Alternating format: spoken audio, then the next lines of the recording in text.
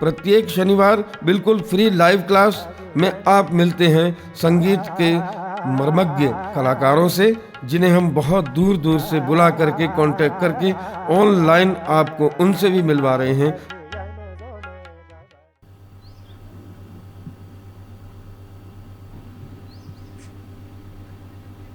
Mobile charge कर लो, charge कर दो mobile.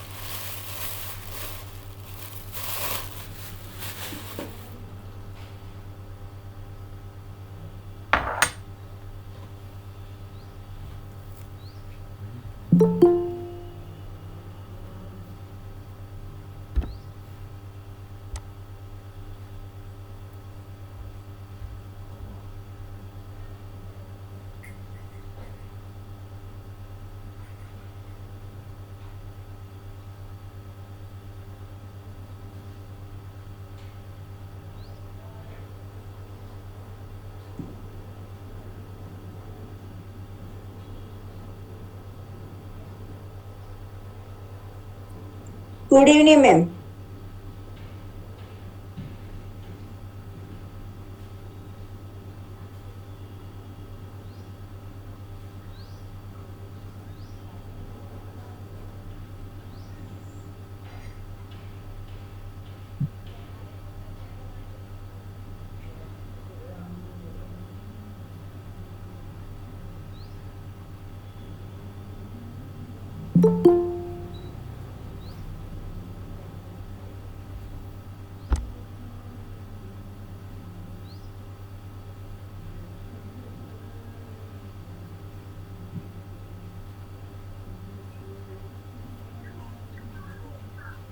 Good evening ma'am.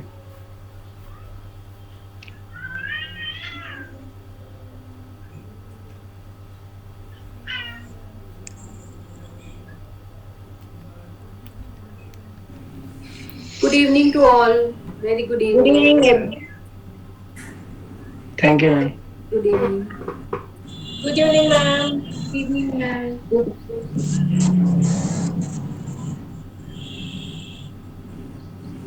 Good evening ma'am. Good evening, Chetan. Good evening. Good evening. Hmm.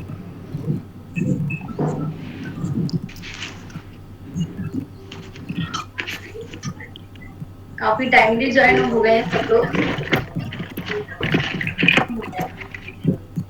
Good.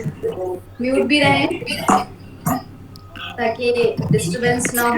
मैं शुरू करूँ class, है ना? गुड इवनिंग निशा जी। अच्छा, अपने आप ही म्यूट कर लो, क्योंकि अगर मैं म्यूट करने जाऊंगी तो टाइम लग जाएगा।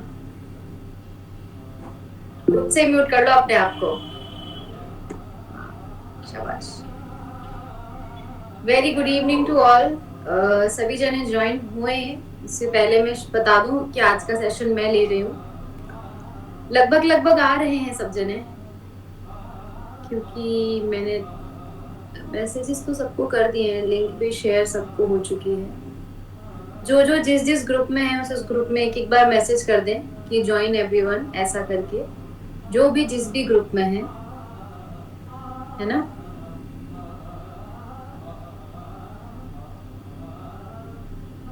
तो आज का जो मैं टॉपिक रखने वाली हूँ, मैं बता देती हूँ कि किसी भी गाने में या किसी भी सिंगिंग से रिलेटेड चीज में अपने खुद का स्केल कैसे पहचाने, जो सिंगिंग स्केल होता है वो कैसे पहचाने। बहुत सारे स्टूडेंट्स, मतलब जो मेरे से सीख रहे हैं, जिस ग्रुप में मैं हूँ या जिस ग्रुप में और भी जो स्टूडेंट्स हैं, उनको ये प्रॉब्लम होती है कि अपना स्केल, यानी कि ओरिजिनल सॉन्ग तो है ही उस स्केल में, वो ठीक है, पर मेरी वॉइस से रिलेटेड या हमारी वॉइस से रिलेटेड वो गाना कौन सा स्केल में हम गाएंगे, तो वो हम सेलेक्ट करने वाले हैं। आज मैं समझाऊंगी कि कैसे आप लोग अपने स्केल को पहचानोगे, ठीक है, किसी भी गाने में। क्योंकि क्या होता है कि बहुत सारे लोग गाना अटेम्प्ट कर लेते हैं अच्छे अच्छे सिंगर्स का, और फिर क्या होता है, आवाज फटने लग जाती है, बेसुरापन आ जाता है, फिर गाते गाते वापस से बैक टू अपने जोन वाले स्केल में आ जाते हो। सभी जने लगभग यही करते हैं। अच्छे से अच्छे जो भी सीखते हैं स्टूडेंट्स, जो बिगनर्स होते हैं, गाते गाते अचानक स्केल बदल जाएगा, गाते गाते स्वरों से हटके आ जाएंगे, है ना?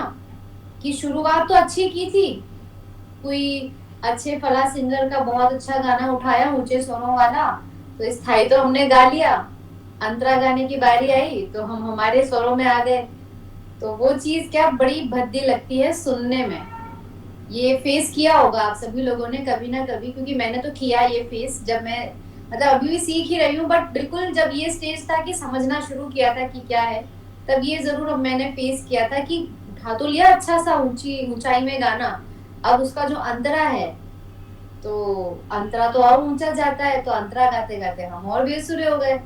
तो अपना स्केल कैसे पहचाने, अपना पिच, जो वॉइस पिच होता है, सबका वोकल का जो टोनल क्वालिटी है सबका डिफरेंट होता है, सबका। मेरा डिफरेंट है, यहाँ पे विभा जी बैठी हैं, उनका वॉइस क्वालिटी डिफरेंट है, ज्योत्सना जी का डिफरेंट है, निशा जी का डिफरेंट है, शुभांगी जी का डिफरेंट है। किसी की आवाज ज्यादा भारी है, किसी की आवाज थोड़ी ज्यादा पतली है, किसी की आवाज इतनी पतली है कि सुनाई भी नहीं देती है ना, जब वो बोलते हैं तो, या किसी की आवाज में इतना बोल सकते हैं कि खराशपन है कि मैम मैं तो कभी भी गाऊं, मेरी आवाज तो कभी सुरीली आ ही नहीं सकती। मुझे तो इतने स्टूडेंट्स बोलते हैं मैम ऐसी बेसुरी सी आवाज आती है, हम कब सुर में गाएंगे, हमारी कब लता जी जैसी आवाज आएगी। हालांकि मैं ये नहीं कह रही हूँ कि इस सेशन के बाद आप लोगों की लता जी जैसी आवाज आने लग जाएगी, नहीं कह रही हूँ। मैं ये कह रही हूँ कि आपकी खुद की जैसी आवाज आने लग जाएगी।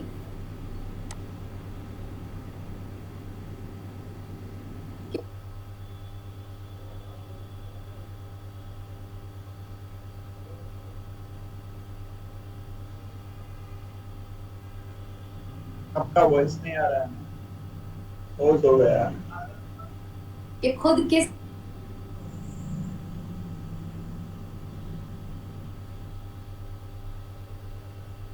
मैम कुछ नहीं सुनाई देता। मैम आवाज नहीं आ रही।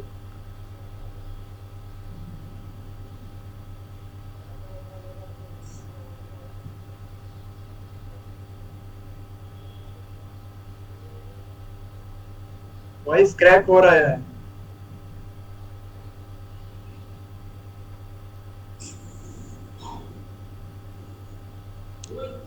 हाँ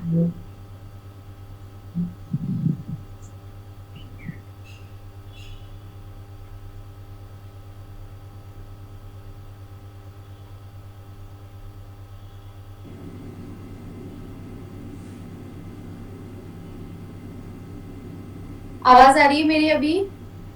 यस मैम अब आ रही। ठीक है, डिस्कनेक्ट हो गया था, वो नेटवर्क चला गया था। एक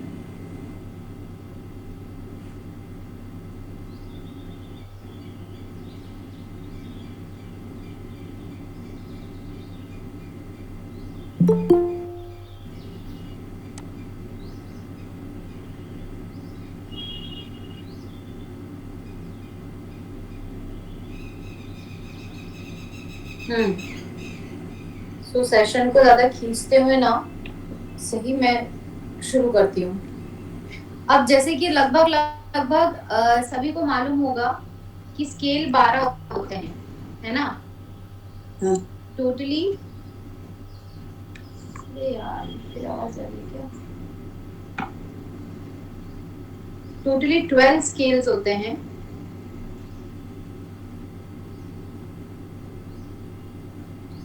आवाज आ रही है मेरी? शायद नेट थोड़ा सा यस मैम आ रही है आवाज। डिस्टर्ब हो रहा है।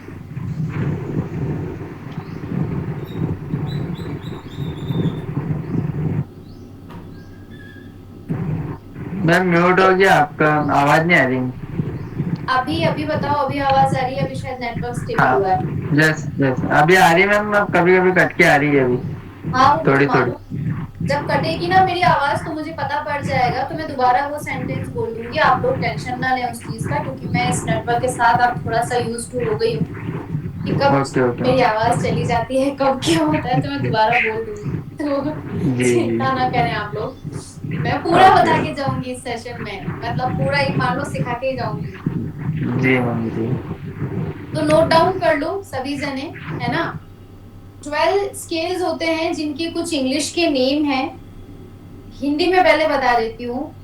5 जो ब्लैक ब्लैक कीज होती हैं, पहला काला, दूसरा काला, तीसरा काला, चौथा काला, पांचवा काला। ये ऊपर के 5 ब्लैक ब्लैक जो कीज होती है ना, 2 3 2 3 के पेयर्स में।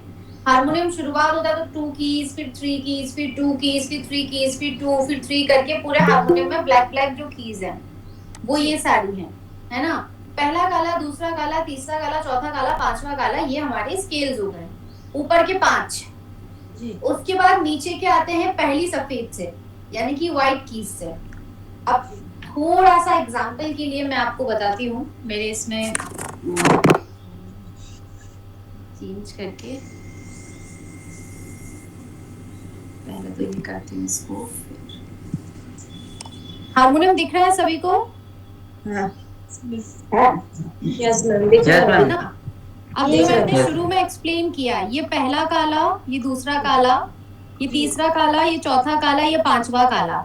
2 3 2 3 2 3 के पेयर्स ही बार पूरे उसमें रिपीट होते जाएंगे, ब्लैक ब्लैक की वाले, ठीक है? अब इसका नाम जो है ये है सी शार्प, इसका नाम है डी शार्प, है ना। इंग्लिश में नाम बताते जा रही हूँ, नोट करते जाना। मैं बहुत बार रिपीट करूंगी सेंटेंसेस, और नोट करो इस सेशन को, क्योंकि ये आप लोगों की क्लास हो रही है एक तरीके से। जी। पहली काली को हम बोलते हैं सी शार्प इंग्लिश में। पहली काली को हम बोलते हैं सी शार्प, दूसरी काली को हम बोलते हैं डी शार्प। शार्प का निशान आप कैसे लिखोगे? हैशटैग जैसे लिखते हैं ना हम, हैशटैग का अपन वो करते हैं, वो हो जाएगा, ठीक है। पहली काली को हमने बोला सी शार्प स्केल, दूसरी काली को बोला डी शार्प, तीसरी काली को इसको हम बोलते हैं एफ शार्प, एफ शार्प, ठीक है। फिर आती है चौथी काला, चौथा काले को हम बोलते हैं जी शार्प स्केल। फिर आता है पांचवा काला, इसको हम बोलेंगे ए शार्प स्केल, ठीक है। तो ऊपर के जो ये 5 हैं ये शार्प हो गए, ओके। ऊपर के जो ये 5 स्केल हैं ये शार्प कहलाते हैं। वापस रिपीट कर रही हूं मैं, C sharp, D sharp, F sharp, G sharp, A sharp. Again repeat, C sharp, D sharp. ये चाहे आप सिंथेसाइजर उठा लें, चाहे केसियो उठा लें, चाहे बड़ा सा वाला जो केसियो होता है, चाहे हारमोनियम, सब में इन कीज का नेम यही होता है, यूनिवर्सल नेम है ये।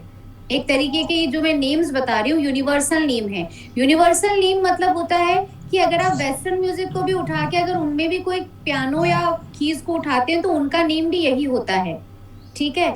उसके बाद में वो उनकी थ्योरी अलग होती है, लेकिन हाँ उनके स्केल्स के नेम भी यही होते हैं, C sharp, D sharp, F sharp, G sharp, A sharp. Again C sharp, D sharp, F sharp, G sharp, A sharp. Again C sharp, D, ये पूरा रिपीट होता जाएगा। जैसे मैंने बताया ये साइकिल ब्लैक ब्लैक वाला 2-3-2-3 प्रेयर्स का रिपीट होता जाएगा, ठीक है। Now the white keys, white keys का क्या नेम है? इसका नेम है सी scale, only C, C, D, E, F, G, A, B, सी।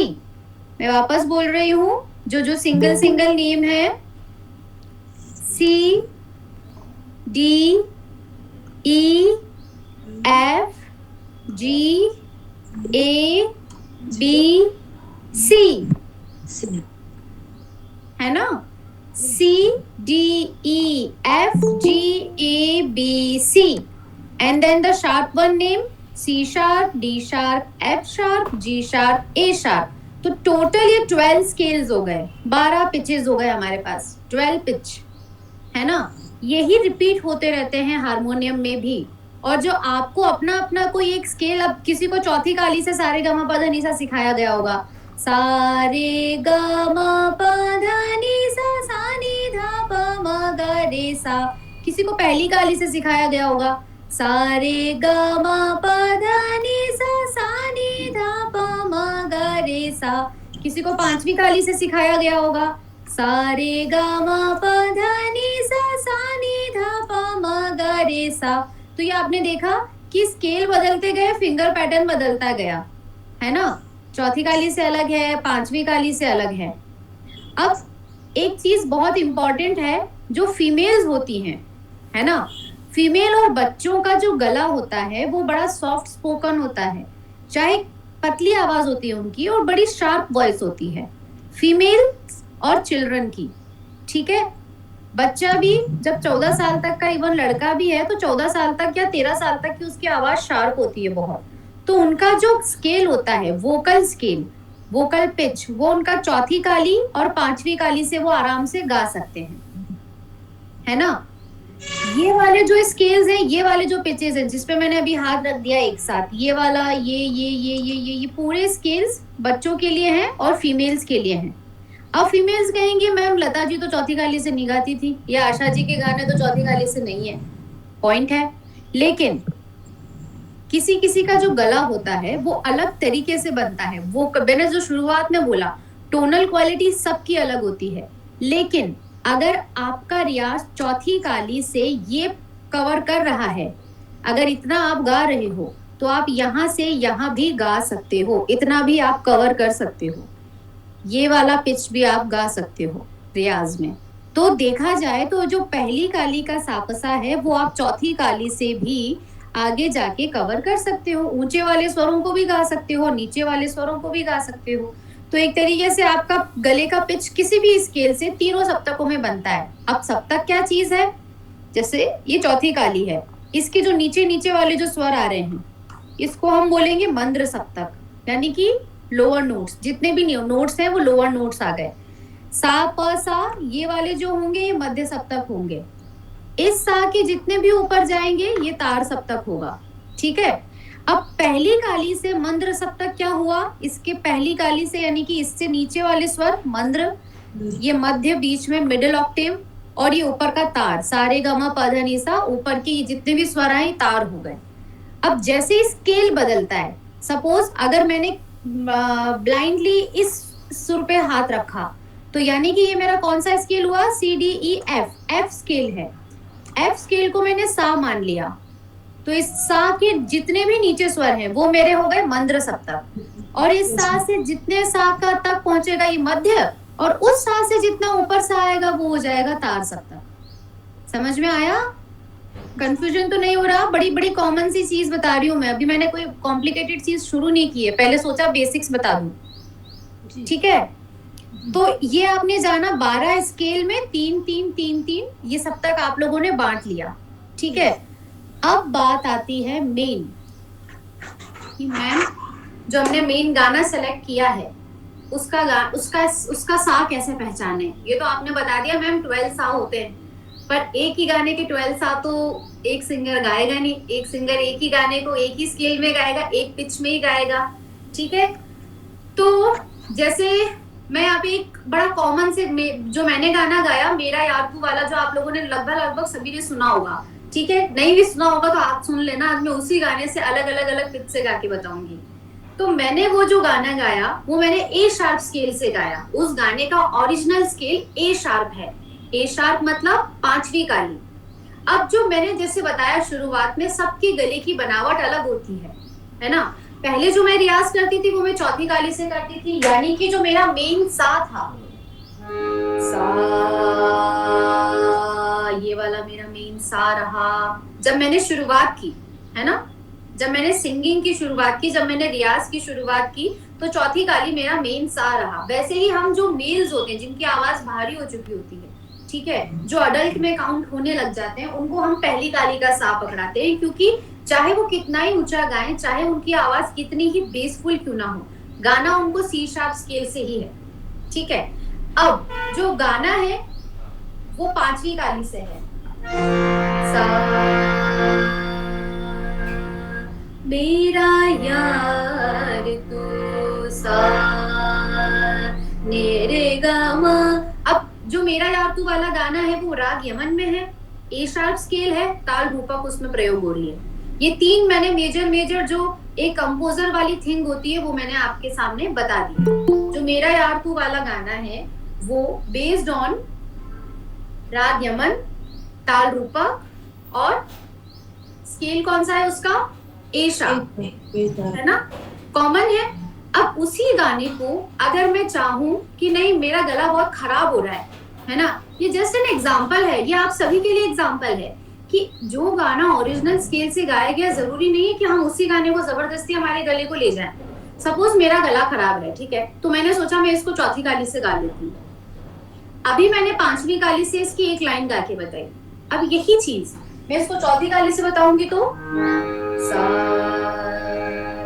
रे गा मा पा मेरा यार तू। आवाज धीरे हो गई। क्यों धीरे हो गई? क्योंकि मैंने एक स्केल डाउन ले लिया। यही अगर मैं 5वीं काली से गा रही हूँ तो सा ने रे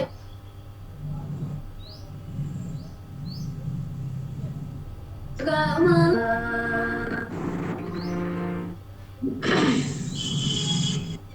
सा मेरा यार तू।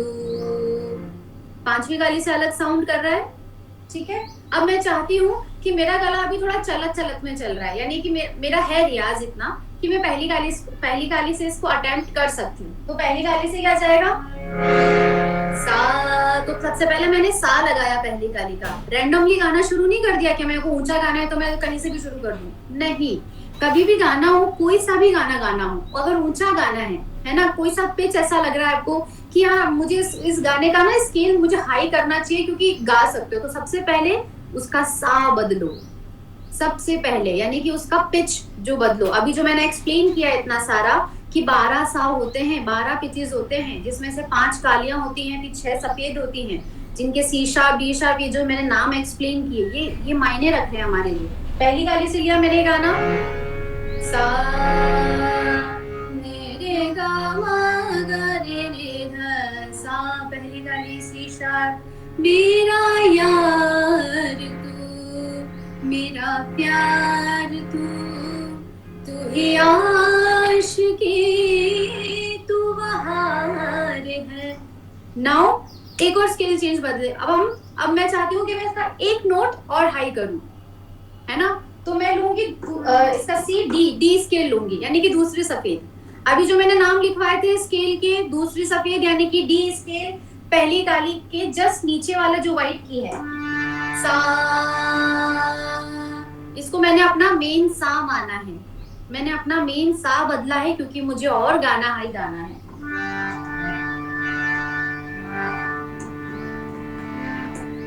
सा ने रे गा मा गा ने ध सा, मेरा यार तू, मेरा प्यार तू ही आशिकी, तू बहार है।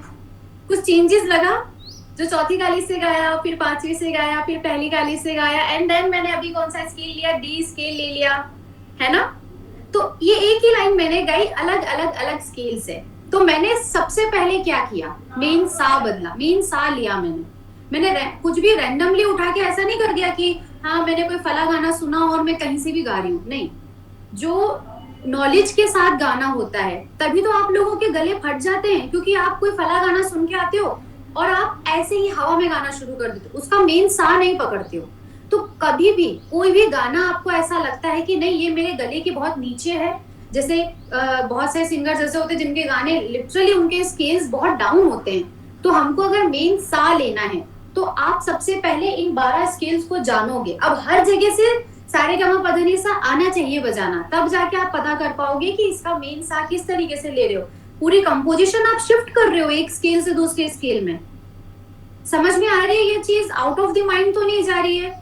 मैं कोई ऐसी रैंडम बात नहीं कर रही हूँ, मैं जो आप लोग सीख रहे हो वही बात कर रही हूँ। चैट बॉक्स में लिख देना कि समझ में आ रहा हो तब भी लिखो, नहीं आ रहा है तब भी लिखो, ताकि मैं थोड़ा और एक्सप्लेन करूँ, पता पड़े मैं अकेले बड़बड़ किए जा रही हूँ पूरी क्लास में और हिमजा मैम पूछे क्या सीखा, तो कुछ नहीं।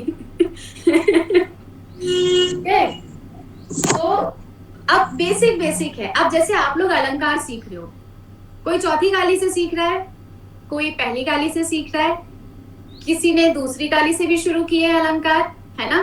बिलावल थाट को ही आप हर स्केल से समझ रहे हो, हर स्केल में आ रहा है कि हाँ ये यहाँ से सारे गमा पद निसा का पिच अलग है, यहाँ से सारे गमा पद निसा का पिच अलग है, ठीक है। तो इसी गाने को मैंने आपको 3 स्केल में गा के बता दिया, ठीक है। ये तो बड़ा कॉमन सा गाना हो गया कि मैम ये तो आपका गाना था जिसको आपने क्या किया कि ए शार्प से मेरा जो मेजर स्केल रहा उस गाने का वो ए शार्प रहा, तो सारी फीमेल्स गा सकती हैं। अब किसी मेल को अगर वो गाना अडॉप्ट करना हो, परस्यू करना हो कि जैसे मेल्स भी हैं यहाँ पे, तो वो पहली काली से भी गा सकते हैं इस गाने को और वो दूसरी काली से भी गा सकते हैं। तो सबसे पहले हमने उस गाने का क्या जाना, मेन सा हमने बदला। सबसे इंपॉर्टेंट जो मेरा बार बार घूम फिर के पॉइंट आ रहा है, क्योंकि यही गलती करते हैं आप लोग, जो मेन सा होता है स्केल का, अगर वो आप लोगों ने सही नहीं लगाया तो आप पूरे गाने को उतार चढ़ाव में कभी स्थाई देखा तो बिल्कुल एक लाइन में गा लिया और अंतरे पे आते ही कहीं और दुनिया में पहुंच गए,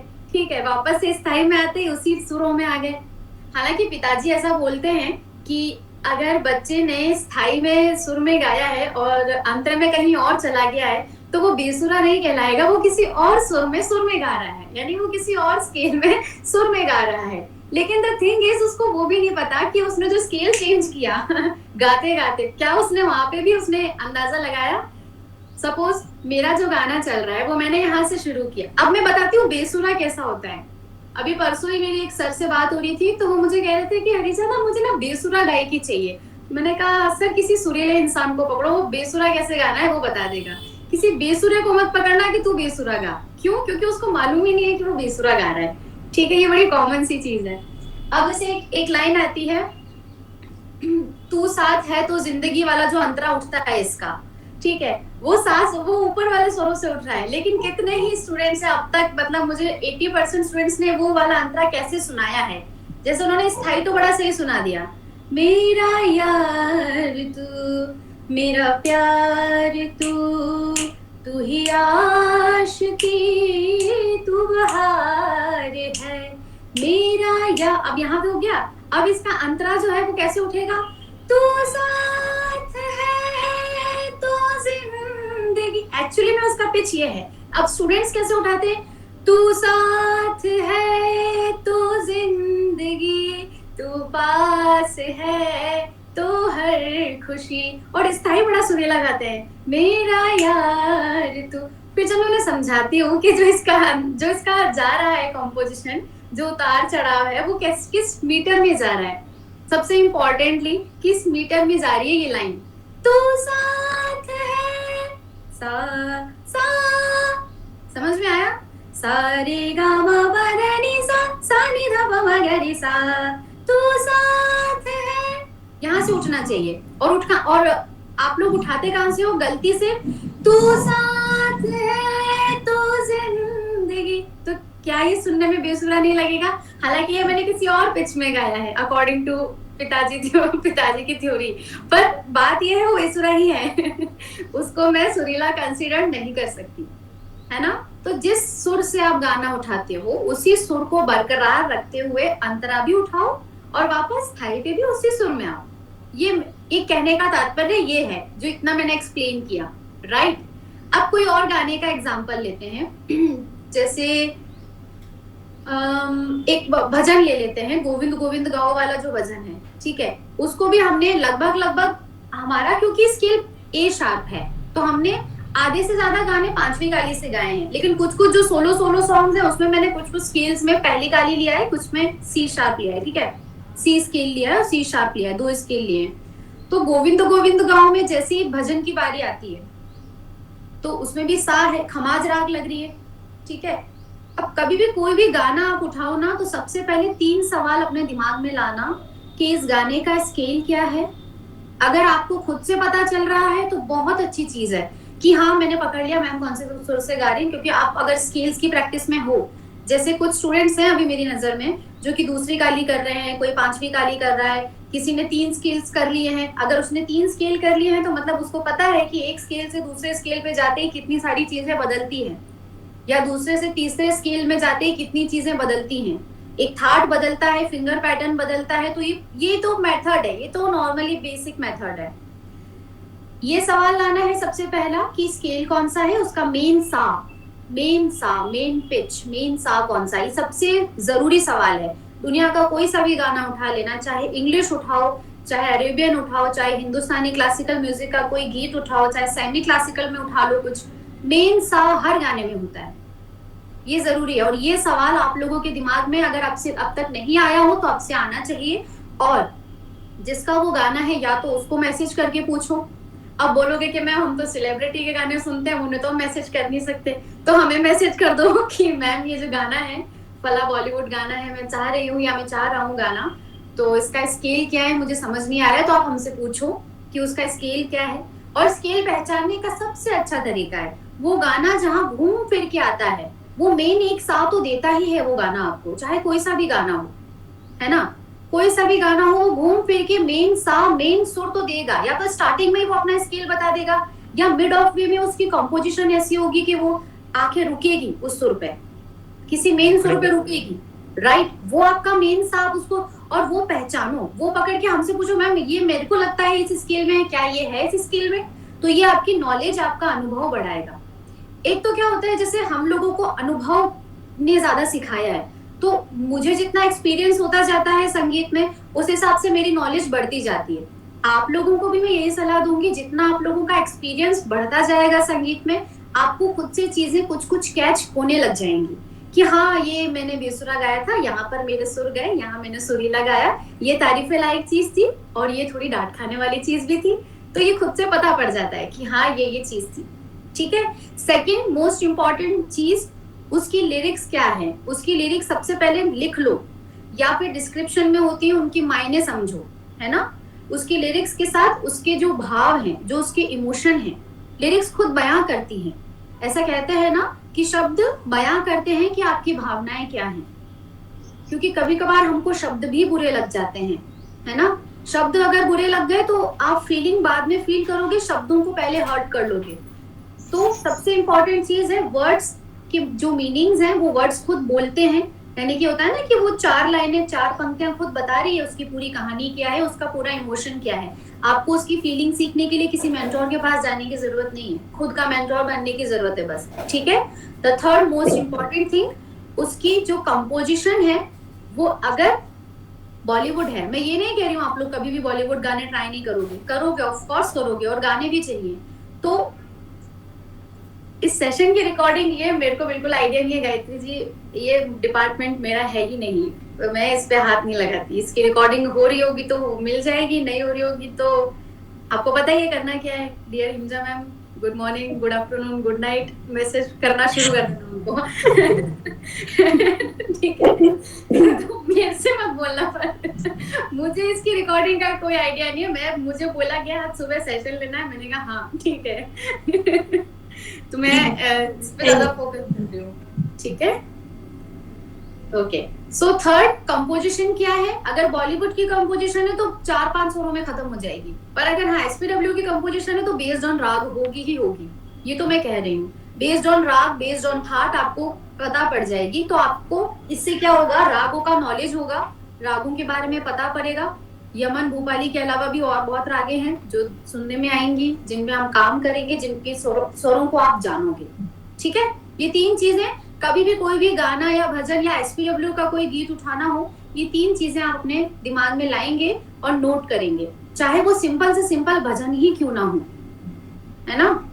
आप लोगों को पता है कि आप लोग जो नॉर्मल जो चली आ रही है ना आरतियां, उनकी ताली लगाने को भी बोलूंगी तो आपको वो भी नहीं पता होगा। आपको ये भी नहीं पता ओम जय जगदीश हरे में कौन सी ताल लग रही है और उसकी ताली कैसे लगाओगे आप, बल्कि आप लोग गाते आ रहे हो उस आरती को, बचपन से सुनते भी आ रहे हैं, हम गाते भी आ रहे हैं, लेकिन उसके पीछे जो ताल लग रही है, अगर जिस दिन वो समझ में आ गया ना, उस दिन आप सही में उस आरती को समझ जाओगे, ठीक है।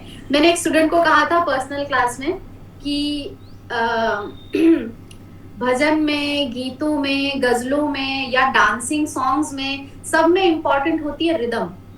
जिस दिन रिदम सेक्शन समझ में आ गया ना, उस दिन आपको उस चीज का इमोशन समझ में आ जाएगा और आपकी फीलिंग्स बढ़ जाएगी, उस चीज के प्रति बढ़ जाएगी, चाहे गजल हो, चाहे भजन हो, चाहे ठुमरी हो, चाहे कोई डांसिंग सॉन्ग हो, क्योंकि जैसे रिदम समझ में आ गई ना, फिर तो लिरिक्स तो खेल है एक तरीके का, ठीक है।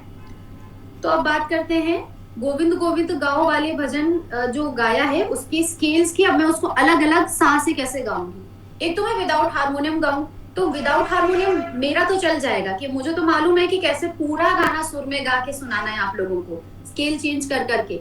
लेकिन क्योंकि आप लोग अभी सीख रहे हो, तो आप लोग हर सा से सा बजाओगे, और माना वो गाना बजाना नहीं आता है, पर सा प सा लगाना तो आता है ना। हर एक नोट से सा प सा तो लगा सकते हो। जैसे अगर चौथी काली है, चौथी काली से सा प सा,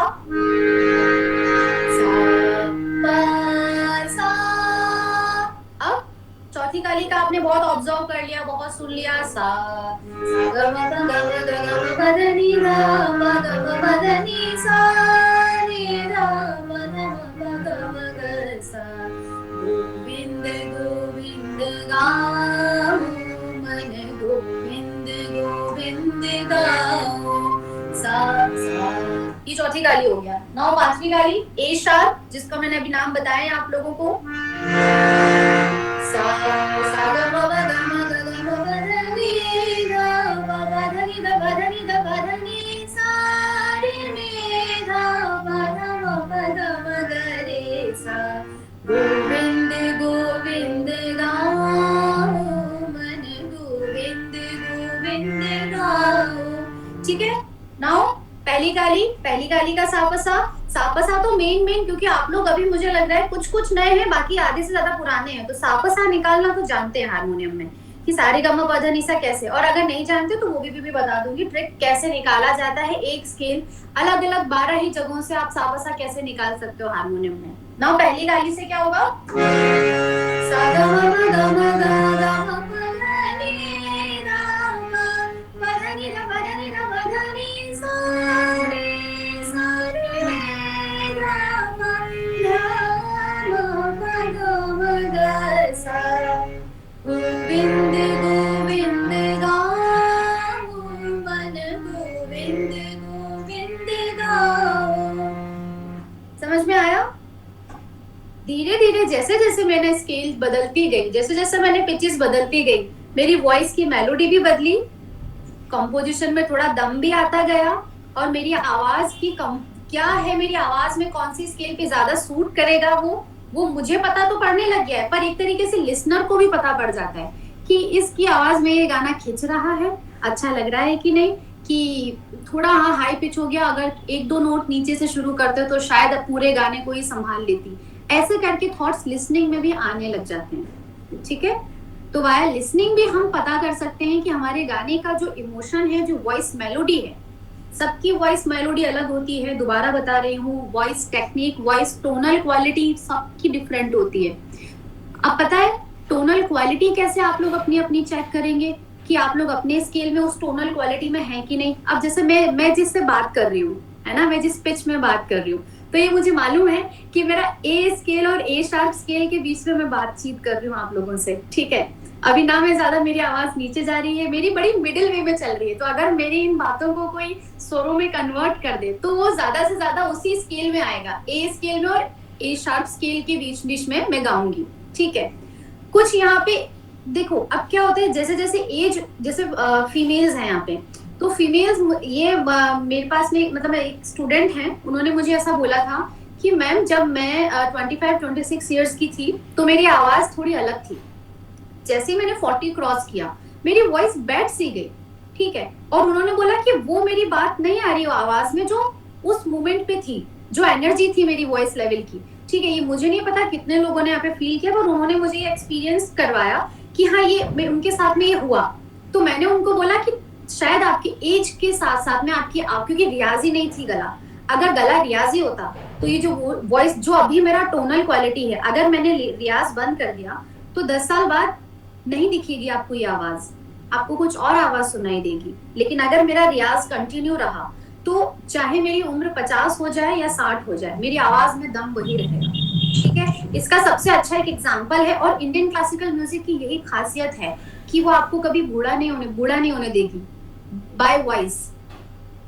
ये ट्रिक है, ये सबसे इंपॉर्टेंट चीज है कि आपकी आवाज से कोई पता नहीं लगा पाएगा आपकी उम्र क्या है, अगर वो सिर्फ आवाज को सुन रहा है। परवीन सुल्ताना जी हैं, क्लासिकल इंडियन क्लासिकल वोकलिस्ट हैं, उनकी एज अभी 50-60 के बीच में है, लेकिन आज वो जब सा लगाती है ना, तो जो आज के यंगस्टर्स जो अभी निकल रहे हैं, सिंगर जो अभी बस पनप ही रहे हैं, उनके सा से भी ज्यादा मजबूत होता है उनकी आवाज का सा। क्यों? क्योंकि उनका रियाज इतना पक्का है। पंडित जसराज जी का कभी आप गायकी सुनिएगा, उनकी आवाज का जो सा है, उनकी आवाज का जो दम है, वो उनकी आवाज से आप बता नहीं पाओगे उनकी एज क्या रही होगी या उन्होंने लास्ट एज में क्या गाना गाया होगा। क्यों? क्योंकि आवाज का जो रियाज है, जो एक ही स्केल को, यानी कि जो अगर मेरा चौथी गाली स्केल है तो मैंने चौथी गाली स्केल से बहुत सालों तक रियाज किया है, बहुत सालों तक। उसके बाद मैंने ए शार्प को अपना स्केल माना। क्यों? क्योंकि चौथी गाली से जब मुझे ये समझ में आ गया कि मैं मंद्र से मंद्र भी गा पा रही हूँ, तार से तार भी गा पा रही हूँ, और मध्य में भी मैं क्रॉस कर रही हूँ, तो मैंने अपने रियाज का स्केल 5वीं गाली किया।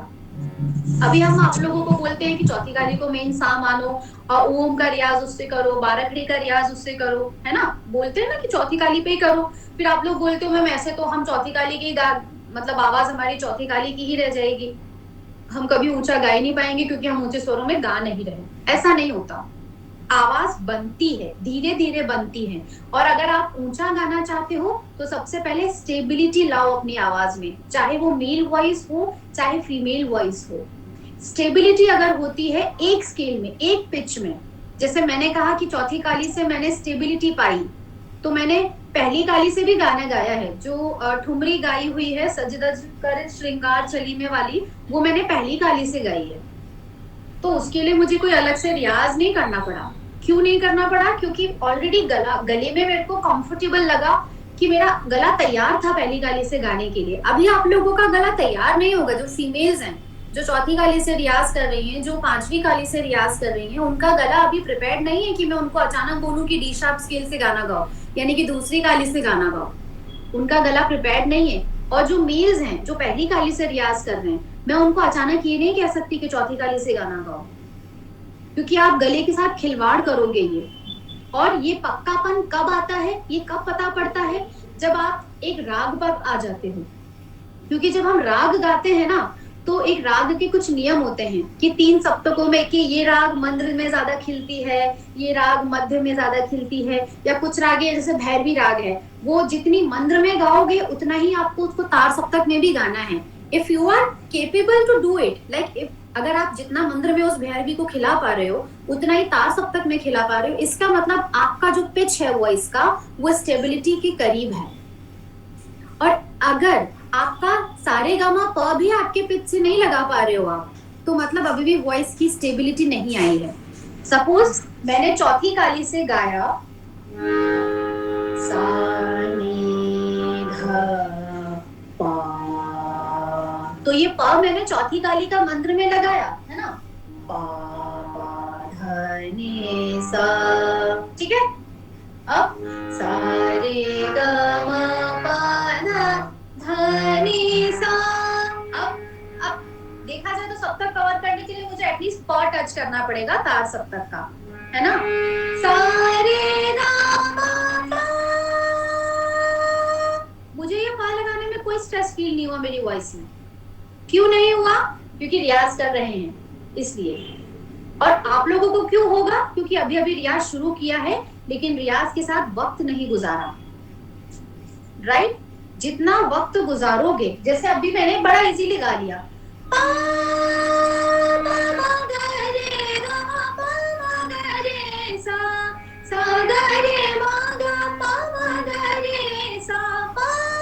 और जब शुरू में हम लोगों ने रियाज शुरू किया था, तो मुझे आज भी याद है कि मेरा ग नहीं लगता था तार सप्तक में, मतलब ये चौथी गाली से ग नहीं लगता था और मेरी आवाज फट जाती थी ग पे जाते ही। तो मेरे सवाल भी आप लोगों जैसे आते थे और मैं जाती थी पिताजी के पास, मैं बोलती थी कि एक तो ये रियाज किसी काम का नहीं है, मेरा ग नहीं लग रहा है यहाँ पे, इसका मतलब मुझे स्केल चेंज करना पड़ेगा। मैं उनको ये कहती थी जाके, पर वो स्ट्रिक्ट थे कि नहीं, स्केल चेंज नहीं करोगी, रियाज तो चौथी गाली से ही होगा और सालों तक होगा। स्केल जब चेंज होगा जब चौथी गाली से तुम उस कॉन्फिडेंस में आ जाओ कि कभी भी तुमसे तार सप्तक का प लगवा लो। तब मुझे समझ में आया कि आखिर में मुझे इतनी सिद्धि करनी पड़ेगी। सिद्धि मतलब इतना प्रैक्टिस, इतना मेरे अंदर बिठाना पड़ेगा कि मैं चौथी गाली से पंचम कभी भी लगा सकूं, अगर मैं चाहती हूँ कि मैं अपना स्केल बदलूं। समझ रहे हो आप इस चीज को? चाहूं तो मैं पांचवी गाली से सा मान के भी मेरा जो पंचम है वो टच कर सकती हूँ, लेकिन जो चौथी गाली से पंचम टच होगा वो बड़ा वैल्यूबल होगा, वो आवाज बनाएगा। अगर मैंने जो मेरा स्केल है वहां से अगर मैंने टच किया तो, है ना। ऐसा ही सेम सिमिलर चीज पहली गाली के लिए भी है। जो पहली गाली से रियाज करते हैं, एटलीस्ट टारगेट ये बनाओ मंद्र का पंचम से लेकर तार के पंचम तक आपकी स्टेबिलिटी रहे वॉइस की। जब आप स्वर विस्तार करते हो, ये आपका पिच कंट्रोल करता है, ये आपको लाता है कि आप एक ही स्केल में कंटिन्यूअसली गा पाओ। और अगर आप ये खिलवाड़ करते रहोगे कि आज चौथी गाली से कर लिया रियाज, कल हम पांचवी गाली से कर लेंगे क्योंकि गला ज्यादा सुरीला लग रहा था, ज्यादा कंफर्टेबल लग रहा था, फिर तीसरे दिन हमने एफ शार्प से किया क्योंकि 2 दिन इतना गले पर हमने काम किया तो गला बैठ गया, तो मैंने फिर एफ शार्प को सा मानना पड़ा, मुझे इतना नीचे गाना पड़ा। ये नहीं खेलना है, ये खेल गले के साथ नहीं खेलना, ठीक है। तो जितना हो सके ये आपका एक ही स्केल से रियाज गला पक्का बनाएगा। और कोई भी, और पता है फिर क्या होगा, एक मोमेंट ये आएगा कि कोई सा भी गाना आप उठाओगे ना, वो ऑटोमेटिक आप उसी स्केल में गा रहे होंगे जो आपका कंफर्टेबल स्केल है, जो आपकी वॉइस टोनल के अकॉर्डिंग स्केल है, ना कि जो ओरिजिनल सिंगर गा रहा है ना। क्योंकि बहुत से ऐसे गाने हैं जो ओरिजिनल सिंगर ने गाए हैं, बट वो उनकी वोकल टोनल क्वालिटी अलग है, वो उनका पिच अलग है, उनका रियाज अलग है। यू कैन मैच देम रियाज ना, आप अपना रियाज उनके रियाज से कंपेयर करके नहीं गा सकते। फला सिंगर ने अगर इतना अच्छा गाया है, इतना ऊंचा गाया है, तो सोचिए उनका रियाज कितना होगा, उन्होंने अपनी आवाज पे कंट्रोल कितना किया होगा। क्या आपका अगर उतना रियाज, उतना कंट्रोल है, तो आप उस गाने को सेम उसी पिच से उठा सकते हो। ठीक है। Ma'am, may I have one question, please? हाँ हाँ सत्यजीत जी बोलिए। Ma'am, I'm new actually, so Okay. new to this class also. Okay. Just one class gone. So 2-3 months से मैं रियाज स्टार्ट किया हूँ. My question is, being a male, can I do the riyaz in A sharp? A sharp. But if we are So- doing with A sharp scale, so how can you touch the higher note with A sharp? Okay. That is not the proper octave ना. Here I am telling you, जो गला जो ready होता है proper Octave में होता है, जितना मंद्र में गया बराबर लेवल पे जाना चाहिए तार में, ना ज्यादा ना कम। अभी मैंने प टच किया तो मैंने सिर्फ प टच किया तार सप्तक के, मैं धनी सा भी लगा सकती हूँ पर मैंने लगाया नहीं। क्यों? क्योंकि मैं सिर्फ एक ऑक्टेव में सप्तक का रियाज बता रही थी। सा टू सा, सा टू सा, सा टू मंद्र का प, सिर्फ ये टारगेट है ना। तो अगर आप पहली गाली से करेंगे तो ये आपके लिए बहुत बेनिफिट रहेगा कि धीरे धीरे आपका गले का जो पिच है वो एक्सप्लोर होता जाएगा, बढ़ेगा, है ना। माना मंद्र में बड़ा इजीली कंफर्टेबल है, वॉइस कंफर्ट आपका मंद्र सप्तक में ज्यादा है, और जिनकी आवाज बेसफुल होती है ना उनका मंद्र सप्तक में कंफर्टेबल, तो वो बड़ा ऐसा सोचते हैं कि जहां आवाज जा रही है वहीं बनाते हैं। लेकिन वही बात आ जाती है कि हम फिर तार सप्तक में कब गाएंगे, हमारी दमदार वॉइस कब आएगी, हम पूरे कॉन्फिडेंस के साथ कैसे गा पाएंगे। किसी गाने को अगर हम उठाते हैं तो उस गाने के साथ जस्टिस कैसे हो पाएगा। अगर आप अपने ही तरीके से, जैसे कुछ स्टूडेंट्स जो ऐसे गाते हैं कि मेरा यार तू, मेरा प्यार तू, तो मतलब तो वो तो इनजस्टिस कर रहा है इस गाने के साथ, क्योंकि वो ट्राई नहीं कर रहा थोड़ा सा भी एफर्ट लगाकर ऊंचा गाने का, बल्कि क्या करना है, मेरा यार तू ना, बस आपको बस वो पिच पकड़ना है, right. So right now then जो C sharp में जो थोड़ा सा स्ट्रेस हो रहा है, मुझे फोर्स लगाना पड़ रहा है, will that be overcome? Will that be overcome going ahead? वो हो जाएगा ओवरकम। देखो क्या होता है कि आपने कभी रियाज किया नहीं है ना इतना, आपने अभी उस मशीन को इतना यूज किया ही नहीं है जितना एक्चुअली में करना चाहिए।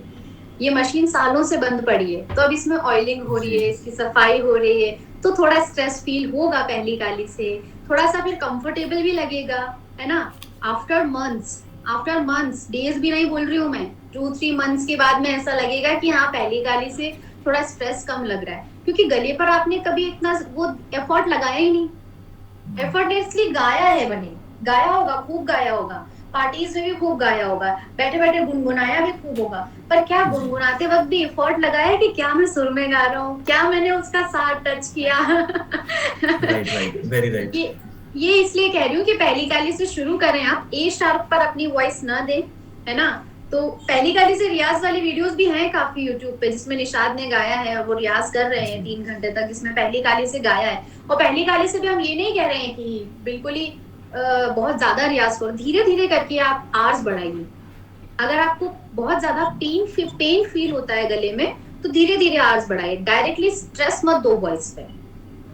पर हाँ ये जरूर कहूंगी कि पहली गाली से एटलीस्ट सा टू सा तो आप गा सकते हो, क्योंकि अकॉर्डिंग टू ए शार्प ध तक तो गा ही रहे हो, 2 ही सुर तो आगे बढ़ाने।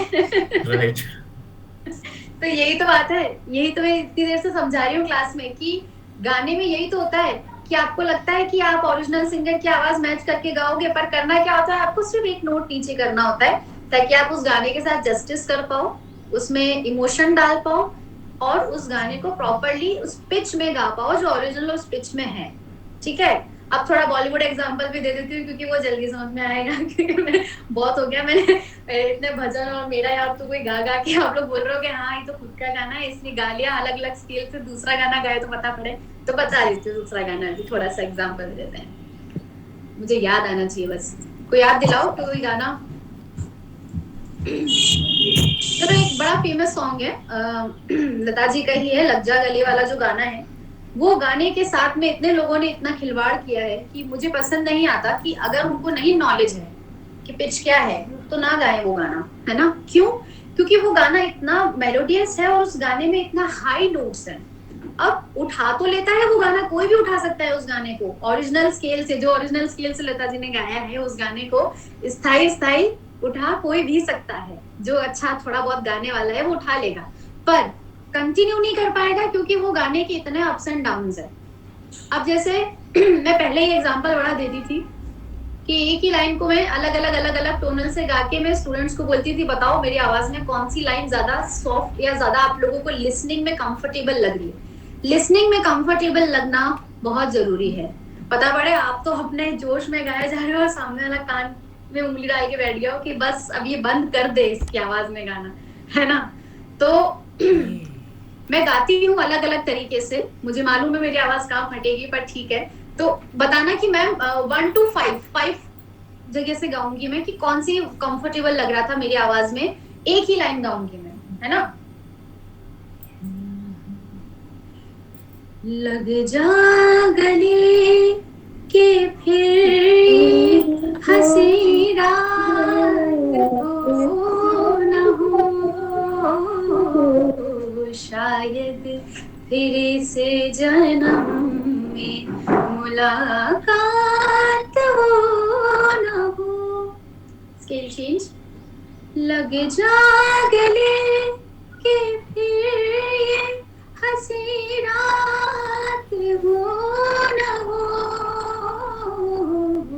शायद फिर से जन्म में मुलाकात हो न हो। Scale change. लगे जा गले के फिर, ये मैंने अपने उससे हाई लेवल पे उठा लिया है इसको। तो यहाँ पर आते आते मेरी आवाज ने दम दे दिया कि उठा तो लिया, गा लूंगी मैं, पर वो जो जस्टिस है, इसका जो इमोशन है वो मैं नहीं दे पाऊंगी, है ना, क्योंकि बहुत ऊंचा उठाया है इसको मैंने। अब आगे और गाना है ना, सिर्फ 2 लाइन थोड़ी गानी है इस गाने की, आगे और गाना पड़ेगा मुझे। अगर सिर्फ 2 लाइन गानी है तो I am okay with that scale, but अगर पूरा गाना गाना है तो I am not okay with that pitch, that scale, है ना।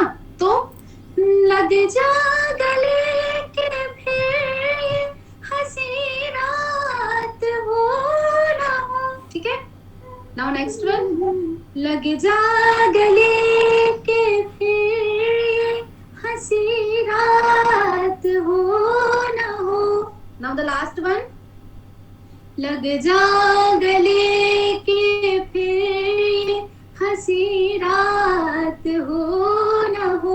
अब 5 में से कौन सा बेटर लगा चैट बॉक्स में बता दो, मुझे तो मालूम है मेरा कौन सा बेटर था। तो बट स्टिल चैट बॉक्स में लिख सकते हो कि मैम ये वाला नंबर वाला बेटर लग रहा था, फर्स्ट सेकंड या फर्स्ट थर्ड या फोर्थ फिफ्थ या कोई भी, ठीक है। मुझे तो मालूम था मेरा कौन सा बेटर था, ठीक है। ऑलमोस्ट करीब है सभी लोग। हाँ, सेकंड वन बेटर था, इवन सेकंड और थर्ड तो मेरे लिए बेटर नहीं था। Second and fifth, yes Tamanna is right, second and fifth.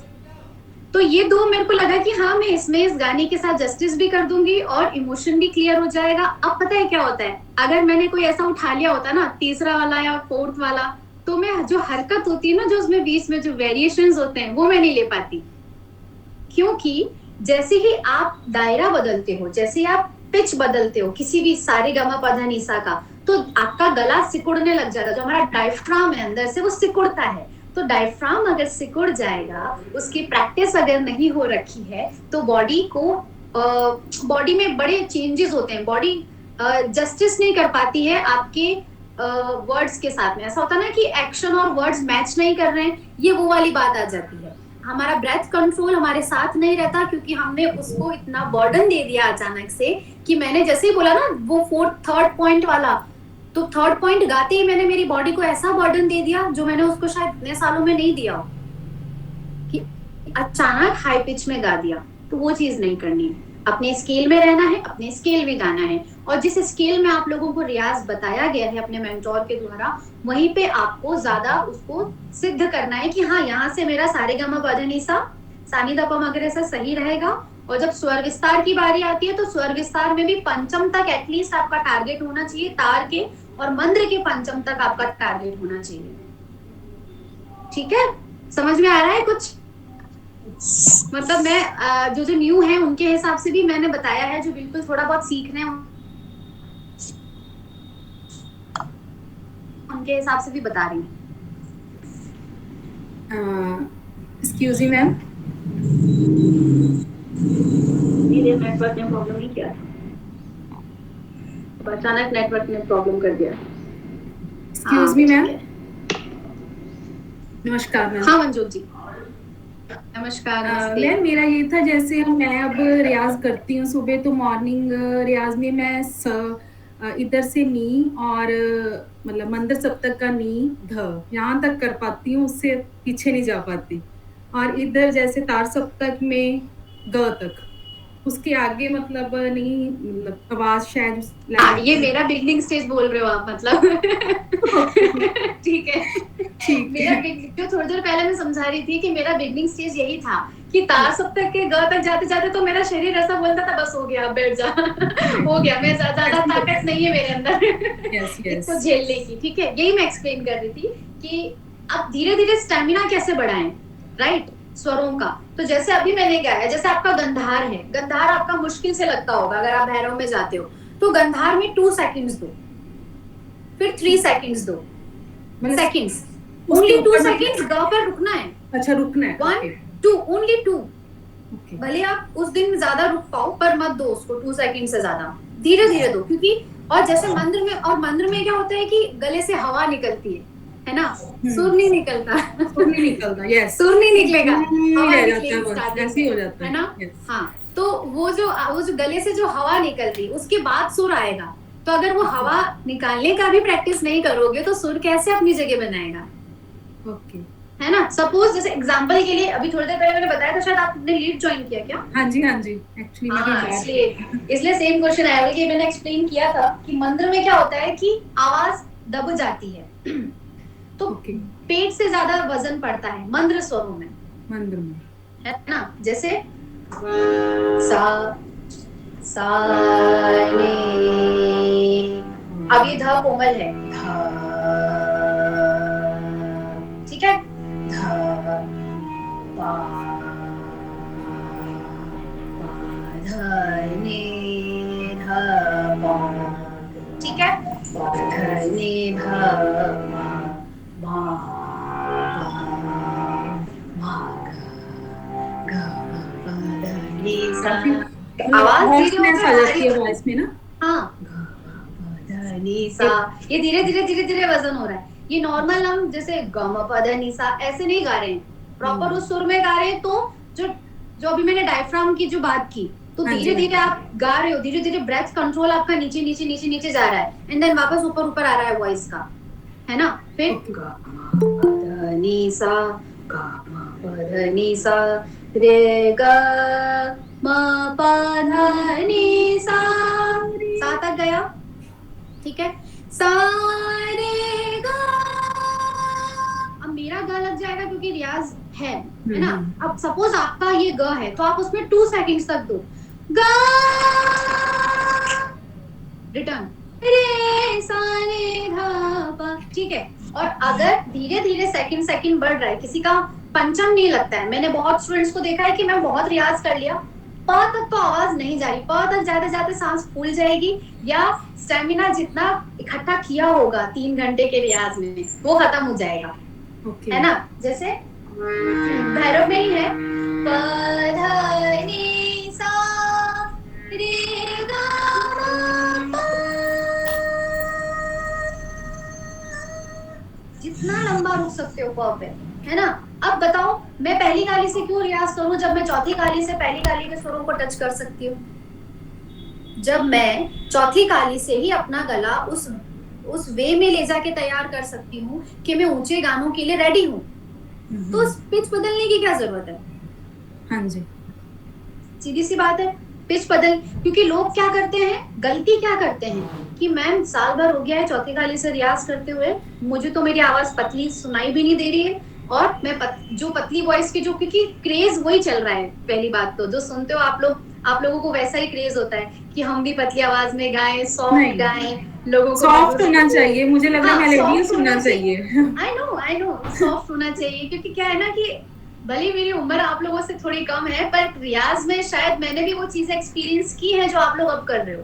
Yes, क्यों मेरी आवाज उतनी ऊंची क्यों नहीं जा रही है, उतनी सॉफ्ट क्यों नहीं आ रही है, वो मेलोडी क्यों नहीं आ रही है, वो टेक्सचर क्यों नहीं आ रहा है, क्या कमी है, क्या मैं रियाज कम कर रही हूँ। बल्कि ऐसा होता नहीं था, मैं रियाज सबसे ज्यादा करती थी बैठ के, और फिर जब मुझे आउटकम नहीं दिखता था उसका, तो मुझे ऐसा लगता था क्या मैं रियाज में कोई गलती कर रही हूँ, या साल भर हो गया यार, 2 साल हो गया, अभी तक मेरा पंचम नहीं लग रहा चौथी ताली से, तो मेरे गले में कोई प्रॉब्लम है, ऐसा कुछ, तो ये कुछ नहीं होता, ये कुछ भी नहीं होता। आपको बस स्टेबिलिटी रखनी होती है, कंसिस्टेंसी, आप उसी स्केल से रियाज करो, उसी पिच से रियाज करो, और धीरे धीरे, जैसे मैंने बताया कि गंधार पे जो तार सप्तक का गंधार है, 2 सेकंड्स दो, 3 सेकंड्स दो, नहीं लगता, जैसे पंचम नहीं लग रहा है, तो पहले हमारा भी पंचम नहीं लगता था, तो पिताजी ऐसा बोलते थे कि पंचम नहीं लग रहा है तो एक काम करो, पंचम फास्ट टच करके आ जाओ, फास्ट टच में तो हो जाता है ना, 5-6 राउंड ऐसे करो कि फास्ट टच करके आ जाओ, फिर 6-7 दिन बाद में वहां पे टिकना शुरू करो, क्योंकि जब गले को धीरे धीरे उसकी वॉल जब पुश होगी, समझ रहे हो, वॉल जब पुश होती है गले की, तब उसको समझ में आएगा कि हाँ मुझे वहां स्टे करना है। अभी ये स्टार्टिंग डेज में ये ना हो जाए कि कल से आप लोग 10-10 सेकंड रुकने का ट्राई करो, नहीं, गले को आदत ही नहीं है, गले को धीरे धीरे पहले बताओ कि हाँ उसको वहां तक जाना है, वहां तक आप आवाज ले जाओगे, वो आपका पिच है, आपकी वॉइस के हिसाब से धीरे धीरे आपको सेकंड्स बढ़ाने हैं, ठीक है। धीरे धीरे कैसे बढ़ाओगे, तार सप्तक में स्पेशली सारे गा मा पा मा गा रे सा, एंड देन फिर लंबे लंबे स्वर का रियाज करो, पा बस मैंने थोड़ी देर के लिए लगाया, पा मा गा रे सा, टच करके आगे, मतलब जैसे आप रुकना होगा तो 2 सेकंड, माइनर सेकंड्स बढ़ेंगे, जैसे अभी थोड़ी देर पहले मैंने बढ़ाया था, प पे रुक कर बताया था, है ना। हम लोग तो यूं करते थे, क्योंकि क्या होता था कि रियाज, जब आप लोग ये वाला रियाज करो तो आसपास देखना पड़ता है ना कि कोई आके पत्थर नहीं मार जाएगी, क्या है चिल्ला क्यों रही है, वो भी ध्यान रखना पड़ता है नेबर्स का भी। हाँ बिल्कुल बिल्कुल, तो हम तो स्कूल में रियाज करते थे सुबह सुबह, और म्यूजिक रूम, अब म्यूजिक रूम है तो म्यूजिक रूम से तो म्यूजिक की आवाज आएगी, तो कोई टोकने वाला नहीं था। लेकिन हाँ, घर में अगर रियाज करते हो तो घर आपका म्यूजिक रूम नहीं है, अनटिल और अनलेस हमारा घर हो तो ठीक है, हमारा घर म्यूजिक रूम है, हमारा घर लिटरली म्यूजिक रूम है। आपको अगर आप कभी आओगे तो एक रूम में निशाद कुछ गाता हुआ मिलेगा, हॉल में कुछ और गा रहे हैं, अंदर हिमजा अगर किसी को सिखा रही है तो वो अलंकार गाना शुरू कर देती है, तो मम्मी को कभी अकेला फील नहीं होता, लगता है हाँ कुछ शोर आ रहा है, मतलब है घर में लोग हैं। तो आप अगर अपने घर को म्यूजिक रूम बना सकते हो तो अच्छी चीज है, अदरवाइज ये रियाज खुल के करने वाला है, वरना आप बंद जाते हो। एक तो हेजिटेशन भी होता है, एक डर लगता है कि अभी मैंने अगर सा लगाया ना ऊपर वाला तो आ जाएंगे लोग बोलने। एक्चुअली ये चीज ना मुझे पहले कुछ दिन पहले मेरे साथ था, अब मैंने वो हेजिटेशन तोड़ दी है मैं तो गाऊंगी तुम गानों में रुई डाल लो, मैं तो गाऊंगी, ये वाला एटीट्यूड है, गुड। नहीं हो पा रहा था मेरा वो ना, फिर मैंने ये हेजिटेशन, निशाद सर से मेरी बात हुई इस टॉपिक पे, तो पहले मेरे को मैं दब के गाती थी, तो फिर मैंने ओपनली गाना शुरू किया, जिसने बिल्कुल ये जो तार सप्तक वाला रियाज है, ये जो पिचेस का रियाज है, आवाज बढ़ाने का रियाज है, ये ओपनली करने का ही है, इसमें हेजिटेट नहीं करना है। अगर आपको गाना है, अगर आपको इम्प्रूवमेंट लाना है, तो आपको हेजिटेशन छोड़ना पड़ेगा। तो आप ऐसे नहीं कांप सकते कि अरे पता नहीं क्या मेरी चीखने जैसी आवाज आएगी, मेरी तो फटी हुई आवाज आएगी। आएगी फटी हुई आवाज, अभी रियाज कर रहे हो तो क्यों नहीं आएगी? गला क्यों नहीं क्रैक होगा? क्रैक वॉइस क्यों नहीं होगी? क्या बचपन से रियाज कर रहे थे?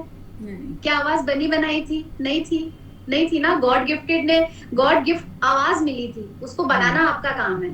भगवान ने आवाज बहुत कम लोगों को दी है भगवान ने इस धरती पे, ये तो मेरे को पता पड़ गया है सिखाते कि एक तो इनकी कृपा भी बहुत कम लोगों पे रही है, तो जिस पे रही है तो वो क्यों ना मेहनत करे, राइट। मुझे म्यूजिक टीचर बोला करती थी, मेरी लेक्चरर कॉलेज में, कि जो भी म्यूजिक के जो तुम कोई 4-5 तुम लोग दिख रहे हो, तुम सोचते होंगे हिस्ट्री की क्लास में 100 है, हिंदी की क्लास में 200 स्टूडेंट्स हैं, बैठने की जगह नहीं है, लेकिन म्यूजिक की क्लास में यहाँ पे तो 10 बच्चे ही दिख रहे हैं। तो तुम लोग सेलेक्टेड पीपल हो, तो तुम लोग गिने चुने, तुम लोग अगर ये रियाज अपनी वैल्यू नहीं करोगे, दूसरों के डर से अगर सोचोगे कि यार हमारे पास तो म्यूजिक है, हम तो सिर्फ ये गाते बजाते, तो कोई रिस्पेक्ट नहीं होगी। म्यूजिक भी रिस्पेक्ट नहीं करेगा आपकी। म्यूजिक भी रिस्पेक्ट करना चाहिए ना, कि मैं इसके पास हूँ यार, कि और किसी के पास ना, सही मैं अच्छी जगह आया हूँ तो मुझे खुल के एक्सप्रेस करवा पाएगी। तो इसलिए हेजिटेशन दूर करना है, और रियाज जब करो तो खुल के करना है। हर चीज का प्रॉपर टाइम दे देकर रियाज करना है, ठीक है। जैसे आपने एक चीज बताई कि जैसे हमने तार सप्तक में जाके ग का गंधार का ही पहले तो रियाज करना है, तो उसपे हमने 2 to 3 सेकंड्स मतलब जैसे स्टेबिलिटी हम स पे लगाते हैं वैसे उस पे लगानी है। ये है बस धीरे धीरे बढ़ाना है। बिल्कुल अगर जैसे टारगेट है कि पंचम तक जाना है, तो मध्यम तक एक बार 5-5-6-6 सेकंड्स टच करना है और पंचम को सिर्फ छू के आना है, ठीक है। तो आवाज बनेगी, तो आवाज जाएगी, तो आवाज रेडी होएगी वहां जाने के लिए। ठीक है, गीता जी कुछ कह रही हैं क्या? जी जी जी जी जी, नमस्कार नमस्कार हरिदा जी। नमस्ते। और जितनी सारी बातें आपने अभी बताई हैं कि कैसे गला फटता है क्या, मैं तो कुछ दिन पहले से सीखना शुरू की हूँ, 1 साल पहले से, और मेरी आवाज इतनी चौक होती थी, या अभी भी होती है, ये नहीं कह रही हूँ कि अब नहीं होती है, लेकिन अब कम होती है। इतनी ज्यादा चौक होती थी कि मैं अपसेट हो जाती थी कि क्या मैं गाने के लिए नहीं बनी हूँ। ये नॉर्मल थॉट है। और मुझे लगता था कि मेरी आवाज से, बाद में तो मैंने ट्रीटमेंट कराया, मुझे लगा कि मेरा गला शायद खराब हो गया, कोई बीमारी हो गई है। ट्रीटमेंट कराया, कहीं कुछ नहीं निकला। ये क्या हो रहा है, बहुत परेशान थी।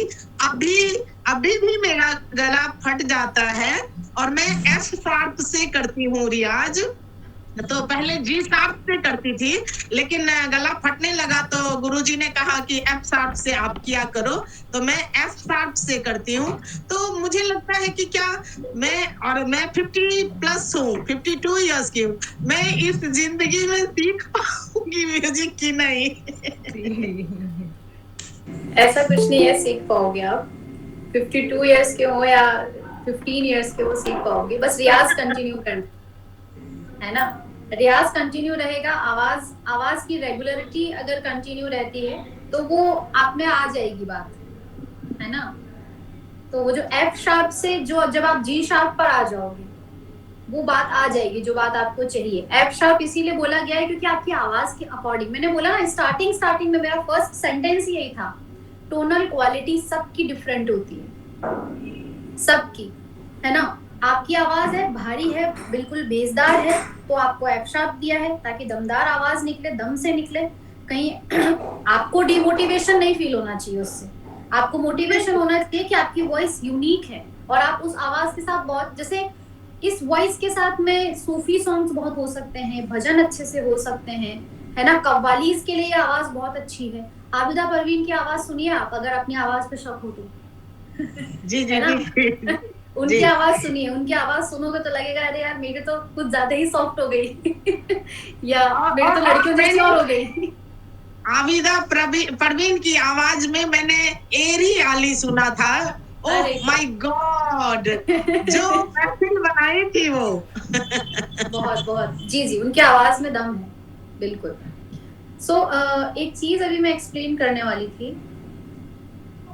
कि जैसे धीरे धीरे आवाज की टोनल क्वालिटी, जैसे अभी आपने गीता जी बोला आपने डॉक्टर्स को बहुत दिखाया था, तो एक बार मैंने भी डॉक्टर को दिखाया था। मेरा रीजन अलग था कि मेरी आवाज ही चली गई थी, पता नहीं क्या हुआ था। पिछले साल हुआ था, जयपुर में न्यू आई थी, तो पानी चेंज हुआ था और रियाज प्रॉपर चल रहा था, बढ़िया वाला रियाज बंद नहीं किया था, तो मेरी आवाज चोक हो गई, बंद हो गई, आवाज निकल ही नहीं रही थी। तो चेकअप कराने के लिए गई थी, तो उन्होंने एक चीज बोली थी, सिंगर्स नॉड्यूल होता है, जो गाना गाता है, जो टीचर है या जिनका गले से बहुत ज्यादा वर्क है, उनका एक सिंगर्स नॉड्यूल होता है। वो जो नस होती है वो फूल जाती है अगर ज्यादा यूज में आती है तो। उन डॉक्टर ने ये बताया था, वो नस फूल जाती है, उसमें दरार पड़ जाती है, फिर गला खराब हो जाता है। और कभी अगर जैसे अब मुझे तो उन्होंने डांटा भी था कि एक तो तुम लोगों को पता होता नहीं चुप होना कब है, बस रियाज करते जाते हो, वॉइस रेस्ट देते नहीं हो। मैंने कहा बात सही है सर आपकी, रेस्ट मैंने दिया नहीं, और यहाँ आके पानी बदला तो गले पर इतना गंदा असर हुआ कि रियाज प्रॉपर चल रहा था, आवाज महीने भर के लिए वॉइस रेस्ट हो गया, है ना। फिर उन्होंने ये बताया कि जो नॉर्मल आलू प्याज वाले भी होते हैं उनको भी ये बीमारी हो सकती है, क्योंकि उनका भी गला, वो चिल्लाते हैं, उनकी जो नॉड्यूल होती है वो भी फट जाती है। टीचर्स की भी नॉड्यूल है वो फट जाती है, सिंगर्स की नॉड्यूल है वो फट जाती है, क्योंकि आमतौर पर आप गले का ज्यादा यूज कर रहे हो, ये फैक्ट है। आमतौर पर आप टीचर हैं तो आप बोलती भी हैं, और जब हम बोलते हैं तो ज्यादा स्ट्रेस लगता है, और हम एक अलग पिच पे बोलते हैं तब गीता जी, जब हम टीचिंग मोड पे होते हैं तब, है ना। हम फिर बिल्कुल आराम से अपने घर पे बात नहीं कर रहे होते, हम स्कूल में बात कर रहे होते हैं, और एज अ प्रिंसिपल तो हम फिर अलग ही लेवल पे बात कर रहे होते हैं तो हमारी आवाज वो अलग पिच पकड़ती है बात करने में, गायकी में नहीं पकड़ेगी पर जब बात यूं आएगी स्ट्रिक्टनेस पे, बात करने पे, लेक्चर देने में, तो एक एनर्जी अलग जाती है, स्ट्रेस अलग जाता है। जैसे मैं इतनी देर से 1 घंटे से बोले जा रही हूँ, तो मुझे मालूम है कि मुझे चुप रहना है अगले 2 घंटे तक मुझे कोई ऐसा वो नहीं लेना है लोड, या कि मेरी वॉइस पे स्ट्रेस आए, है ना। तो वॉइस रेस्ट का भी ध्यान रखना है, बिल्कुल वोकल रेस्ट का भी ध्यान रखना है, और पिच का भी। और ऊंचा गाना, नीचा गाना, सॉफ्ट गाना, ये सारा गले को बनाएगा रियाज कंटिन्यू अगर रखोगे ना, तो धीरे धीरे वॉइस सॉफ्ट भी होती जाएगी और हल्का महसूस होगा, गले पर स्ट्रेस नहीं आएगा। समझ में आ रहा है सभी को? ठीक है। तो जो स्केल्स का रियाज कर रहे हो, चौथी काली से रियाज है, अलंकार का पहली काली से है। अगर आप फीमेल हैं, अगर आप अलग अलग पिचेस से रियाज कर रही हैं, अगर अलग अलग स्केल से रियाज कर रहे हो, कंफर्टेबल लगता है उतना गाओ उस स्केल में, अदरवाइज उसको सिर्फ सुनो, उस स्केल को सुनो, है ना। सुनने से भी आएगा, क्योंकि क्या होता है, जैसे आपका पंचम है, पंचम नहीं लग रहा है ना। मेरे कुछ स्टूडेंट्स ऐसे हैं, उनका मेन सा नहीं लगता, तो मैं उनको कहती हूँ सिर्फ सा को सुनो, बैठ के सा की ध्वनि सुनो, क्योंकि कभी सुनी नहीं ना, कभी वो ध्वनि कान में पड़ी ही नहीं, तो आपको पता ही नहीं है उसका पिच क्या है, उसका साउंड क्या है, साउंड ऑफ लेवल क्या है।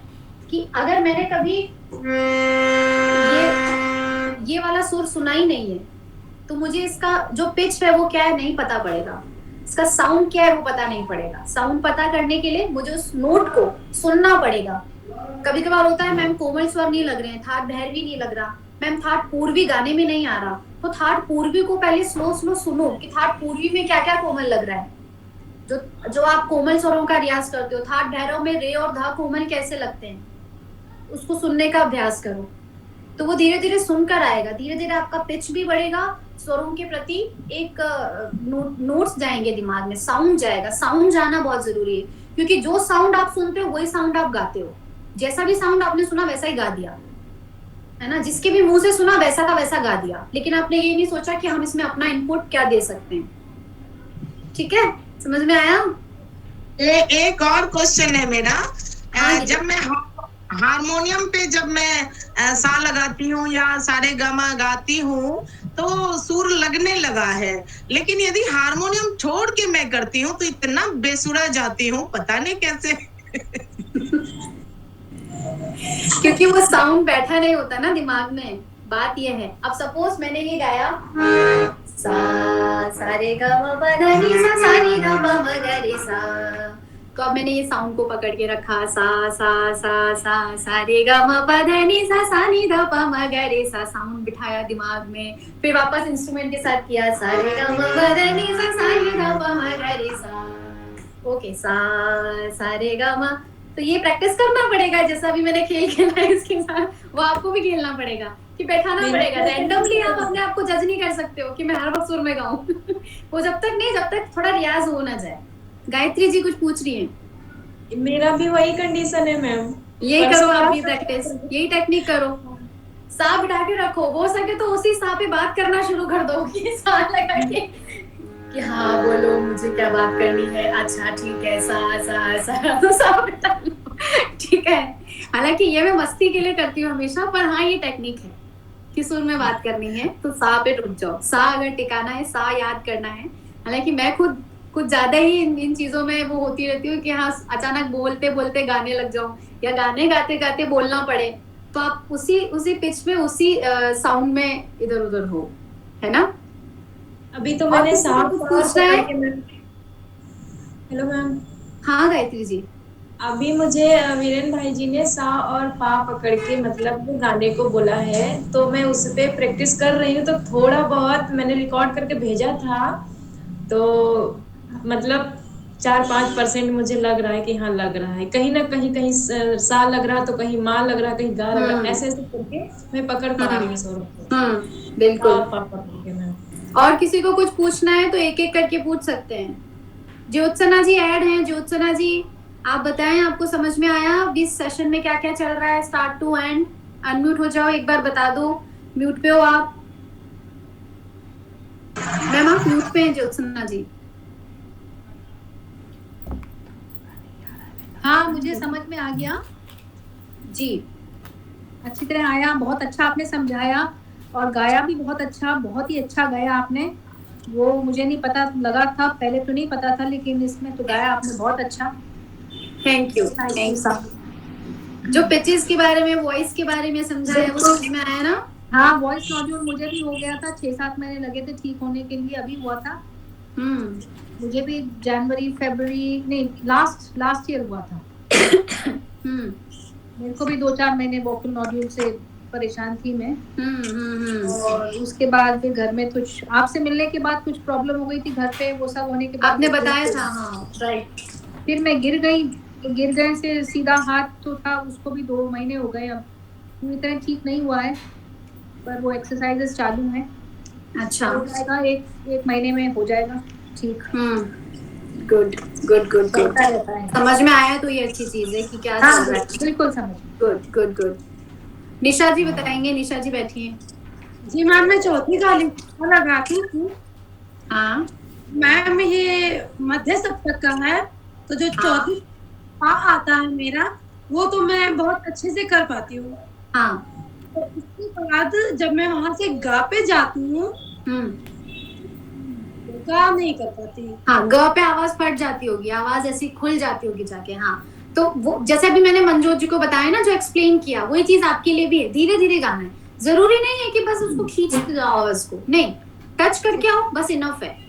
थोड़ा सा टच करके आओ तो गले को, क्योंकि गला सूख जाएगा। आप 3 घंटे या 2 घंटे रियाज करेंगी, या 1 घंटा भी आजकल रियाज करेंगी, अगर नया नया है आप लोगों का रियाज, तो गला सूख जाता है, प्यास लगने लग जाती है, गले को नीड होती है, फिर पानी की नीड होती है। और आप अचानक गर्म तवे पे पानी नहीं डाल सकते हो, ये चीज आप नहीं कर सकते कि अच्छा वाला 1 घंटा रियाज किया और पानी पी लिया, तो एक तरीके से किए किराए पर पानी फेर दिया हो गया, ये तो है ना। तो ये नहीं करना है, ये गर्म तवे पे पानी फेरने वाला काम नहीं करना है। पहले पानी पी लो, या क्योंकि गला सूखेगा जब आप तार सप्तक गाओगे ना ज्यादा, तो गला सूखेगा, तो उसके थोड़ी देर बाद कुछ पानी पियो, 15-20 मिनट, आधा घंटा आराम से वेट करके फिर आप ये चीज कर सकते हो, ठीक है। ये क्योंकि वही है, आपका गला जितना मुझे मालूम है, जितना मैंने भी आपको सिखाया है, तो आपका गला ओपन है और थोड़ा सा हार्शली तरह जाता है, सॉफ्टनेस की कमी है।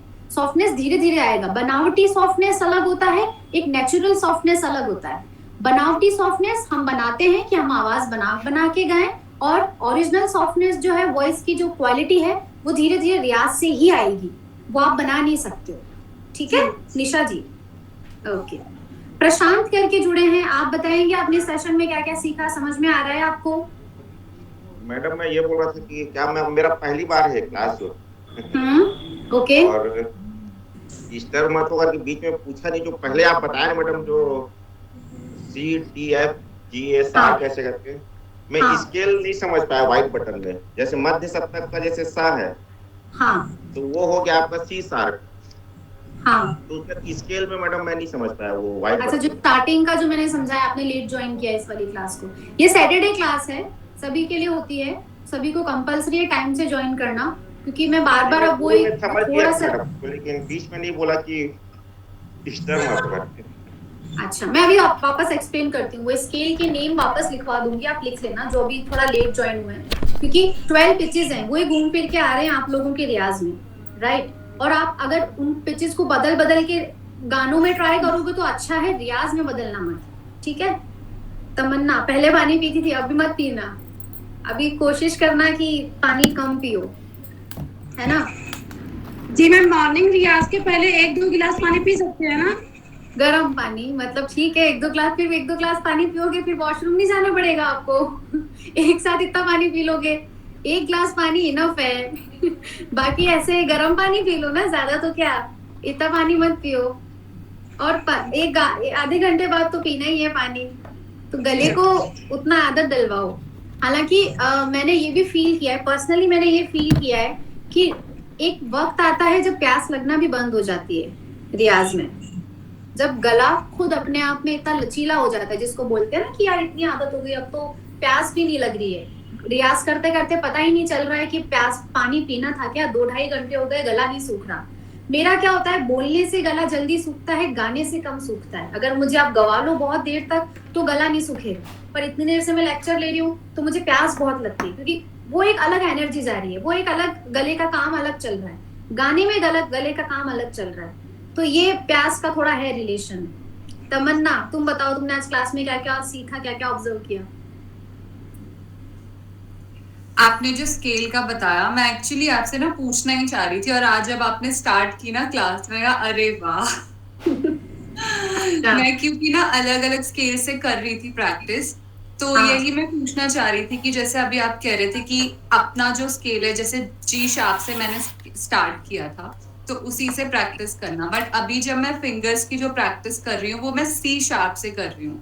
तो आज मैं कर रही थी तो मैं साथ साथ में गा भी रही थी, तो उसके बाद तो अभी मतलब गला बहुत सूख रहा था, ऐसा लग रहा था कि थक गया है। तो क्योंकि वो आउट ऑफ द वे जाके आपने पहली गाली से गा लिया ना, कभी गाया ही नहीं। वो मैं सारे 7 से 7 तक जा रहा है, मतलब इजीली, बहुत जाएगा, नहीं जा रहा था। हाँ, पर वो ज्यादा देर तक नहीं जाएगा, ये थोड़ा है, जाएगा, वो ज्यादा देर तक आवाज नहीं जाएगी। हाँ, बस टच करके मैं अलंकार में थोड़ा फास्ट कर रही थी, तो वो जा तो रहा था, पर जब अभी आप ये कह रहे थे कि अपने स्केल से ही करना है, तो फिर मुझे लगा मैं आपसे कंफर्म करूं कि उसके साथ गाना है या सिर्फ फिंगर्स की प्रैक्टिस करनी है, और अपने स्केल के साथ वही अलंकार फिर से करना है। कभी गाना है, कभी प्रैक्टिस करनी, कभी मतलब उसको सिर्फ सुनो, कभी लगे तो सिर्फ एक बार गा लो, 1 या 2 बार, 1-2 पेजेस गा लो, 10 पेजेस मत गाओ पहली गाली से, बहुत ज्यादा हो जाएगा, है ना।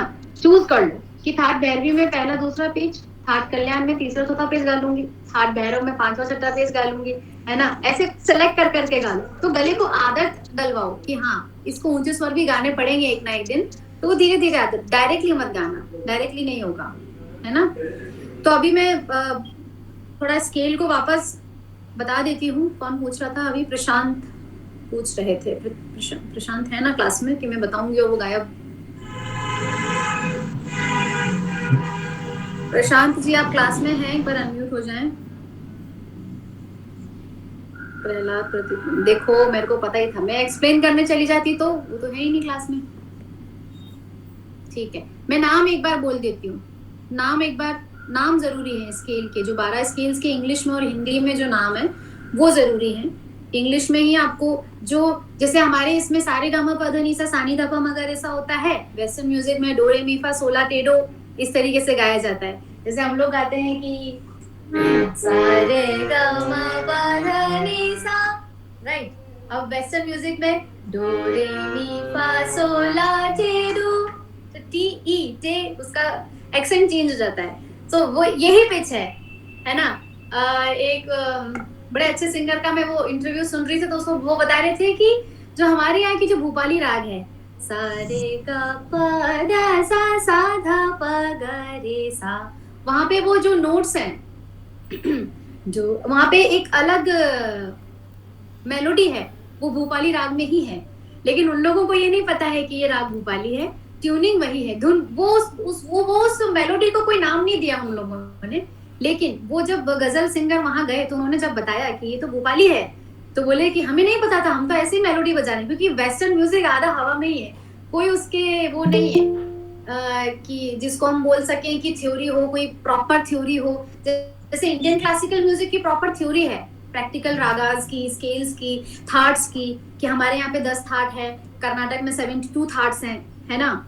72 है ना कि 72 थाट हैं, हमने अभी 10 थाट जाने हैं, लेकिन अगर हम कर्नाटक म्यूजिक सीखने जाएं तो हमें और डीपली सीखना पड़ेगा और जानना पड़ेगा उसमें माइनर स्वर क्या है, कहाँ कहाँ लगते हैं नोट्स, राइट। प्रशांत जुड़े हैं क्या क्लास में? प्रहलाद जुड़े, ठीक है। कामिनी जी कुछ कह रही हैं? हाँ मैम, आप अभी बोले कि 12 स्केल है, तो ये तो 17 है। ओह 17 कहाँ से ला गए, बताओ कैसे आए 17? तो 12 स्केल मैं समझ नहीं पाई। चलिए मैं वापस समझा देती हूँ। मैं यही चीज मेरे को लग ही रहा था कि इतने कंफ्यूज, एक तो जो लेट ज्वाइन हो रहे हैं ना, ये 17 स्केल। कामिनी जी आपने लेट क्यों ज्वाइन किया? सॉरी मैम, क्योंकि कोई बात नहीं, आप रीजन मत दो। आप बोलोगे, आप फिर आपको खाने का नाम लोगे, मुझे भूख लग जाएगी। नहीं खाने नहीं, एक्चुअली आज मतलब हस्बैंड ने ये केरला से रिटर्न किए ना, तो इसीलिए उनका। अच्छा ठीक है, जी तो क्या ही बोलूं मैं, चलो स्केल ही समझा देती हूँ। जी एक बार और देख लो स्केल का नाम, है ना।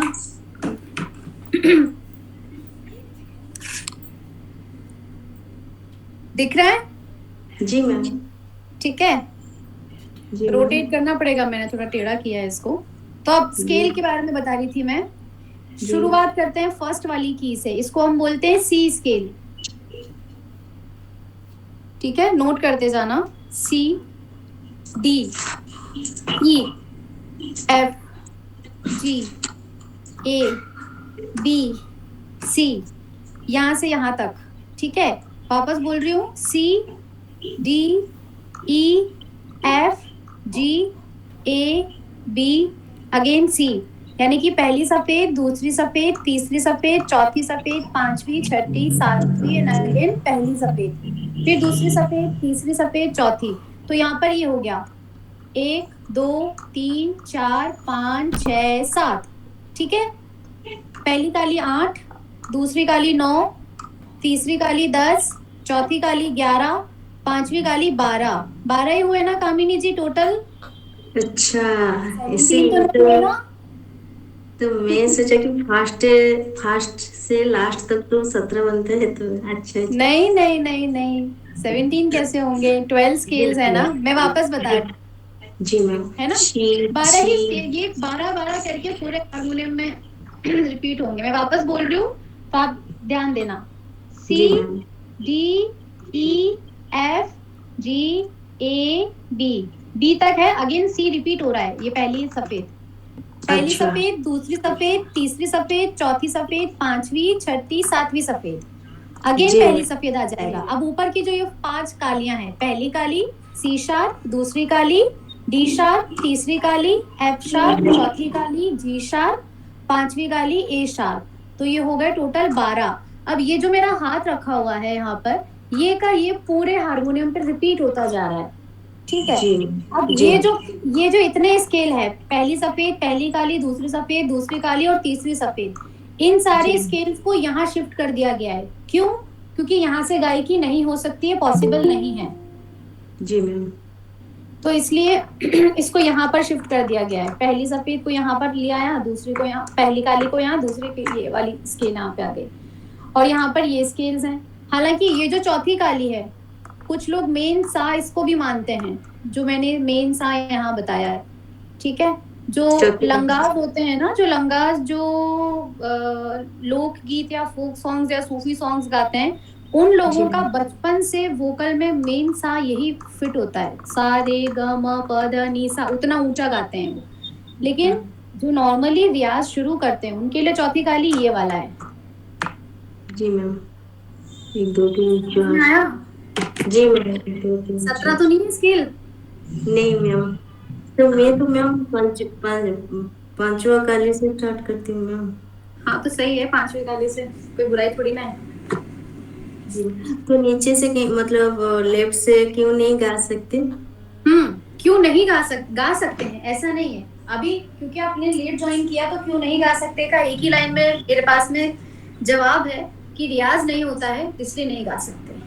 हम बार बार अपना स्केल बदल के नहीं गा सकते, क्योंकि हमें मालूम नहीं होता ना वहां से कौन से सोच कैसे लग रहे हैं, कितना हाई गा रहे हैं, कितना लो गा रहे हैं, ऐसा। जी ठीक है जी। मनजोत जी कुछ बोल रहे हैं क्या? हाँ जी मैम, जैसे आपने अभी बताया कि जो फोक गाते हैं या सूफी होते हैं, वो ऐसे अवतार सप्तक के स्वर को अपना, पांचवी काली के स्वर को, तो हम जैसे कर रहे हैं, हम नहीं वो गा सकते? आप लोग नहीं गा सकते। देखो मैंने क्या बोला, वोकल टोनल क्वालिटी अलग होता है। किसी का बचपन से ही जो नोट है वो वही फिटेड है ना। मैंने सुना है लंगाज को, उनके बच्चे भी चौथी काली का मेन सा, फिर उनकी प्रॉब्लम पता है क्या होती है? वो कभी सीधी गायकी नहीं कर सकते, सीधी गायकी नहीं कर सकते। उनकी प्रॉब्लम ये हो जाती है, वो फिर वैसे ही टेढ़ी मेढ़ी गायकी कर रहे होते हैं। उन्हें खुद नहीं पता होता कि ये 12 स्केल होते हैं। वो चाहे तो थोड़ी आवाज नीचे करके थोड़ा मेलोडियस, थोड़ा सुर में गा लें, उन्हें खुद नहीं मालूम होता। वो इतने क्योंकि उनको कभी उनको जरूरत नहीं लगती ना कि उनको सीखने की जरूरत है, क्योंकि उनको बचपन से ही उस तरीके के स्टेजेस मिल जाते हैं, तो वो उसी गायकी को सही मानते हुए चलते हैं। अगर उनकी बात नहीं करते हम, जैसे हमारे पंजाब में, इधर अदर स्टेट्स में भी होगा ऐसे कि सूफी गायक हैं, तो वो भी ऐसे है कि वो इसी स्केल से गाते हैं। पंजाबी कितने सिंगर्स ऐसे हैं जो कि बहुत ऊंचा गाते हैं, क्योंकि वो उनका मेन साउंड का ऊंचा ही रहता है हमेशा से। और उनका रियाज ही ऐसा होता है कि आप अगर अचानक शुरू करोगे उस स्केल से गाना तो आपके लिए हार्मफुल है, लेकिन अगर आप वो लोगों को देखोगे तो वो हमेशा से गाते आ रहे हैं, तो उन लोगों के लिए तो वो यूज्ड टू है ना, उन लोगों के लिए कोई मुश्किलात नहीं है वहां पे गाना, उस स्केल में गाना। ओके, चलिए कुछ गा के फिर मैं एंड करती हूँ इस लिंक को, क्योंकि आज किसी ने गाया नहीं तो मैंने सोचा मैं ही गा दूं। इतनी देर से मैं बोल रही हूँ तो मैं गा भी दूंगी, है ना? सुना दें आप लोगों को कुछ? Yes ma'am, sure. सुनाई रही हूँ, वैसे बोल सकते हो मैम, इतनी देर से आप ही सुना रहे हो, और कौन सुना रहे हैं?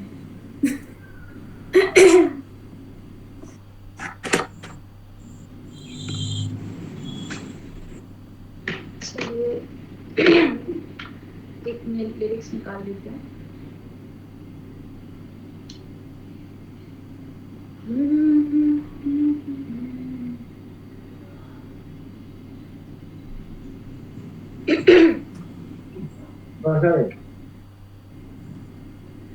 क्या बोला मनोज जी ने?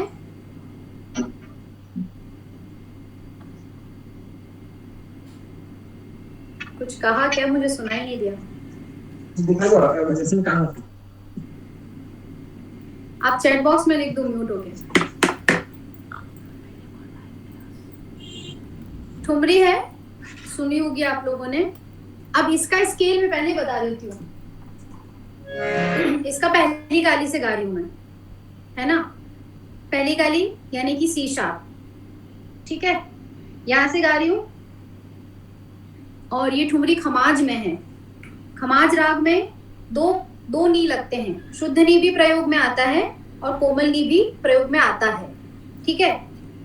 और ये ठुमरी लिखी गई है गुरुजी द्वारा, कंपोजिशन भी उन्हीं की है और उन्होंने मेरे लिए बनाई थी 1 साल पहले।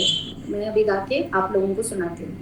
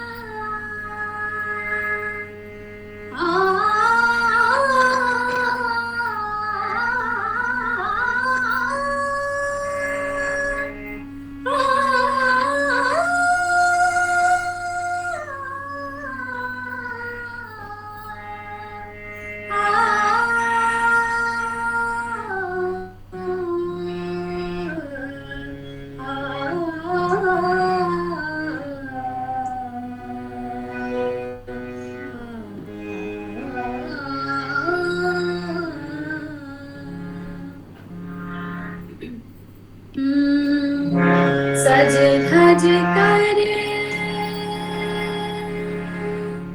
सज धज कर,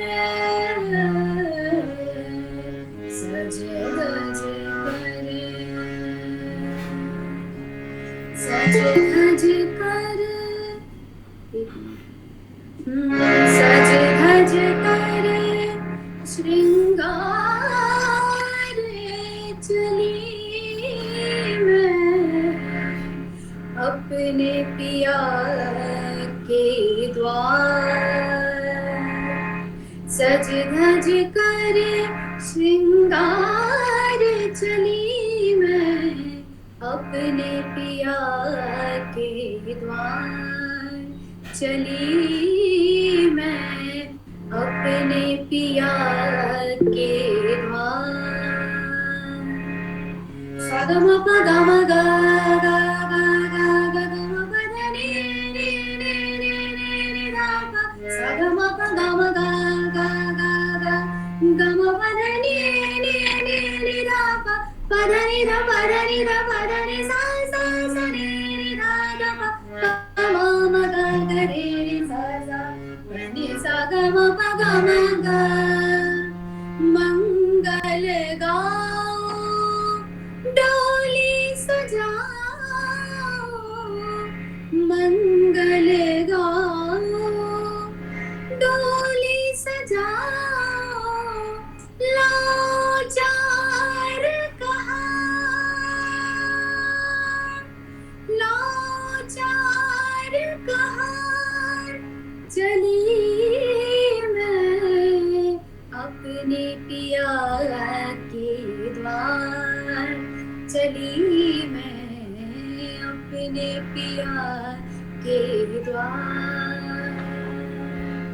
गम प गम प गम ग ग ग ग सा सा सा सा सा नि नि सा नि सा ग सा ग म ग म प ग म प ग म प ग म ग सा नि नि सा ग सा लाड़ लड़ी मैं बाबुल के घर लाड़ लड़ी मैं बाबुल के घर खेली पढ़ी मैं सखियन के संग खेली पढ़ी मैं सखियन के संग यही सब छूटे जाए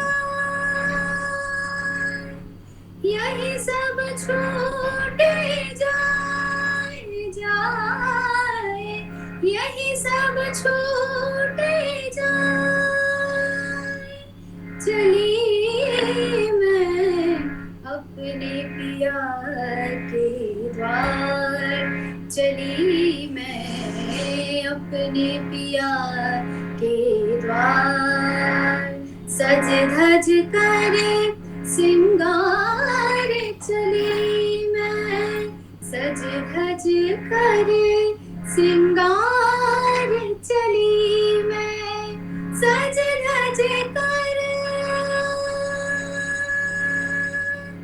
सिंगार चली मैं अपने पिया के द्वार चली मैं अपने पिया के द्वार चली मैं अपने पिया के द्वार शुक्रिया वेरी नाइस बहुत बहुत बहुत धन्यवाद सुनने के लिए। मुझे लग रहा है गुरुजी ने अपने भाव प्रकट किए हैं आपके प्रति, सच है कुछ ऐसा? बिल्कुल बिल्कुल उनके भाव प्रकट होते ही रहते हैं वैसे भी मोमेंट पे। साल भर पहले लिखा था उन्होंने ये। बहुत खूब बहुत खूब। बहुत बहुत धन्यवाद गीता जी, बहुत बहुत धन्यवाद। ये सॉन्ग मुझे ज्यादा पसंद है, ये सॉन्ग ना ज्यादा पसंद है। कभी कभी मैं इसको सुनते समय ना रोने लगती हूँ और मैं इसकी तैयारी भी मैं इसकी कर रही हूँ। हाँ, बिकॉज ऑफ लिरिक्स। जी मैम, क्योंकि इसकी लिरिक्स इतनी टचेबल है। Yes ma'am. हाँ, उन्होंने इतना अच्छा लिखा है इसको। जी सीमा जी। ऐसा लगता है कि आप अपने पापा की फेवरेट डॉटर हैं। ऐसे कंपोजिशन और सिंगिंग के मामले में तो हाँ उनको पसंद है ऐसी चीजें गवाना मुझसे जिसमें इमोशंस बहुत अच्छे से गाया भी है, फुल ऑफ इमोशंस। बहुत अच्छा लगा सुन के जी। Thank you so much Satyajit ji, thank you. Hopefully आप लोगों की क्लासेस अच्छी चलें और जो भी जितना भी आप सीख रहे हैं थोड़ा और मन लगा के सीखें और थोड़ा माइंड को ब्रॉड करके सीखें कि हाँ इसकी कोई लिमिट नहीं है, इसके बहुत तरीके हैं, रियाज है, साधना है। और जैसे आज मैंने पिचेस के बारे में समझाया तो जरूरी नहीं है कि अगर आप चौथी काली से रियाज कर रहे हैं तो आप वहीं के रह जाएंगे, नहीं। वही आपका गला ब्रॉड करेगा। अगर आप पहली गाली से रियाज कर रहे हो तो आप वहीं के रह जाएंगे नहीं, वही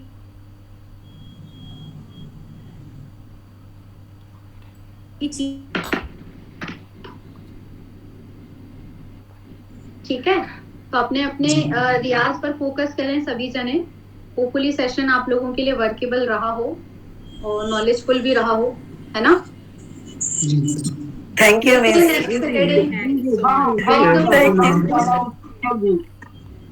thank you everyone. Most welcome. Hopefully ये सेशन मिल जाएगा आपको रिकॉर्डेड। पहले वाला तो मिला नहीं, आपको मालूम है। पहले वाला नहीं मिला अभी। अरे नहीं, डाल दिया उन्होंने चैनल पे, यूनिक संगीत धरा चैनल पे डाला हुआ है। अच्छा, thank you Tamanna. Okay okay, ठीक है। आप लोगों को कुछ नहीं करना है, सीधा सही सेशन अभी मैं एंड कर रही हूँ। हिमजा मैम को मैसेज करना है, dear Himja ma'am good evening, hopefully आपका दिन अच्छा रहा होगा, कल आपको ये सेशन की रिकॉर्डिंग मिल जाएगी। ज्यादा कुछ नहीं, 2-3 हार्ट्स 2-3 फ्लावर्स जैसे थोड़ी थोड़ी देर में भेजते रहना इमोजीज के। मैम को ये जो रिकॉर्डिंग इसकी फिर यूनिक धरा ऐप पे आएगी, मतलब हाँ यूनिक संगीत धरा जो चैनल है यूट्यूब का उसमें आपको मिल जाएगी। ओके ठीक है।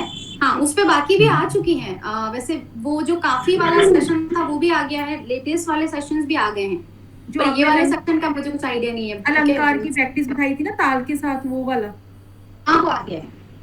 अच्छा ठीक है, वो आज का है। वो मैं आप देखना चैनल पे, यूनिक संगीत धरा का जो यूट्यूब चैनल है अपने एप्लीकेशन का ही है, तो देखिएगा समझिएगा, उसमें सारे वीडियोस आ गए। चेतन ने जो गाया था, सैलिश ने जो गाया था, अमित ने जो गाना गाया था, अलग अलग गानों के अलग अलग आए हैं। बाकी लेक्चर के अलग अलग अपलोड हुआ है, उन्होंने ऐसा एडिट करके डाला है। ठीक है, ओके, शुभ रात्रि सभी को। Have a great evening to all of you. Bye, good night ma'am. Bye, good night. Thank you so much ma'am ji. Most welcome. Good morning ma'am. Good morning Seema ji, yes for you good morning, have a great day.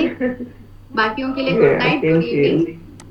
ठीक है, शुभ रात्रि। Okay, नमस्ते। Bye bye. नमस्ते, bye.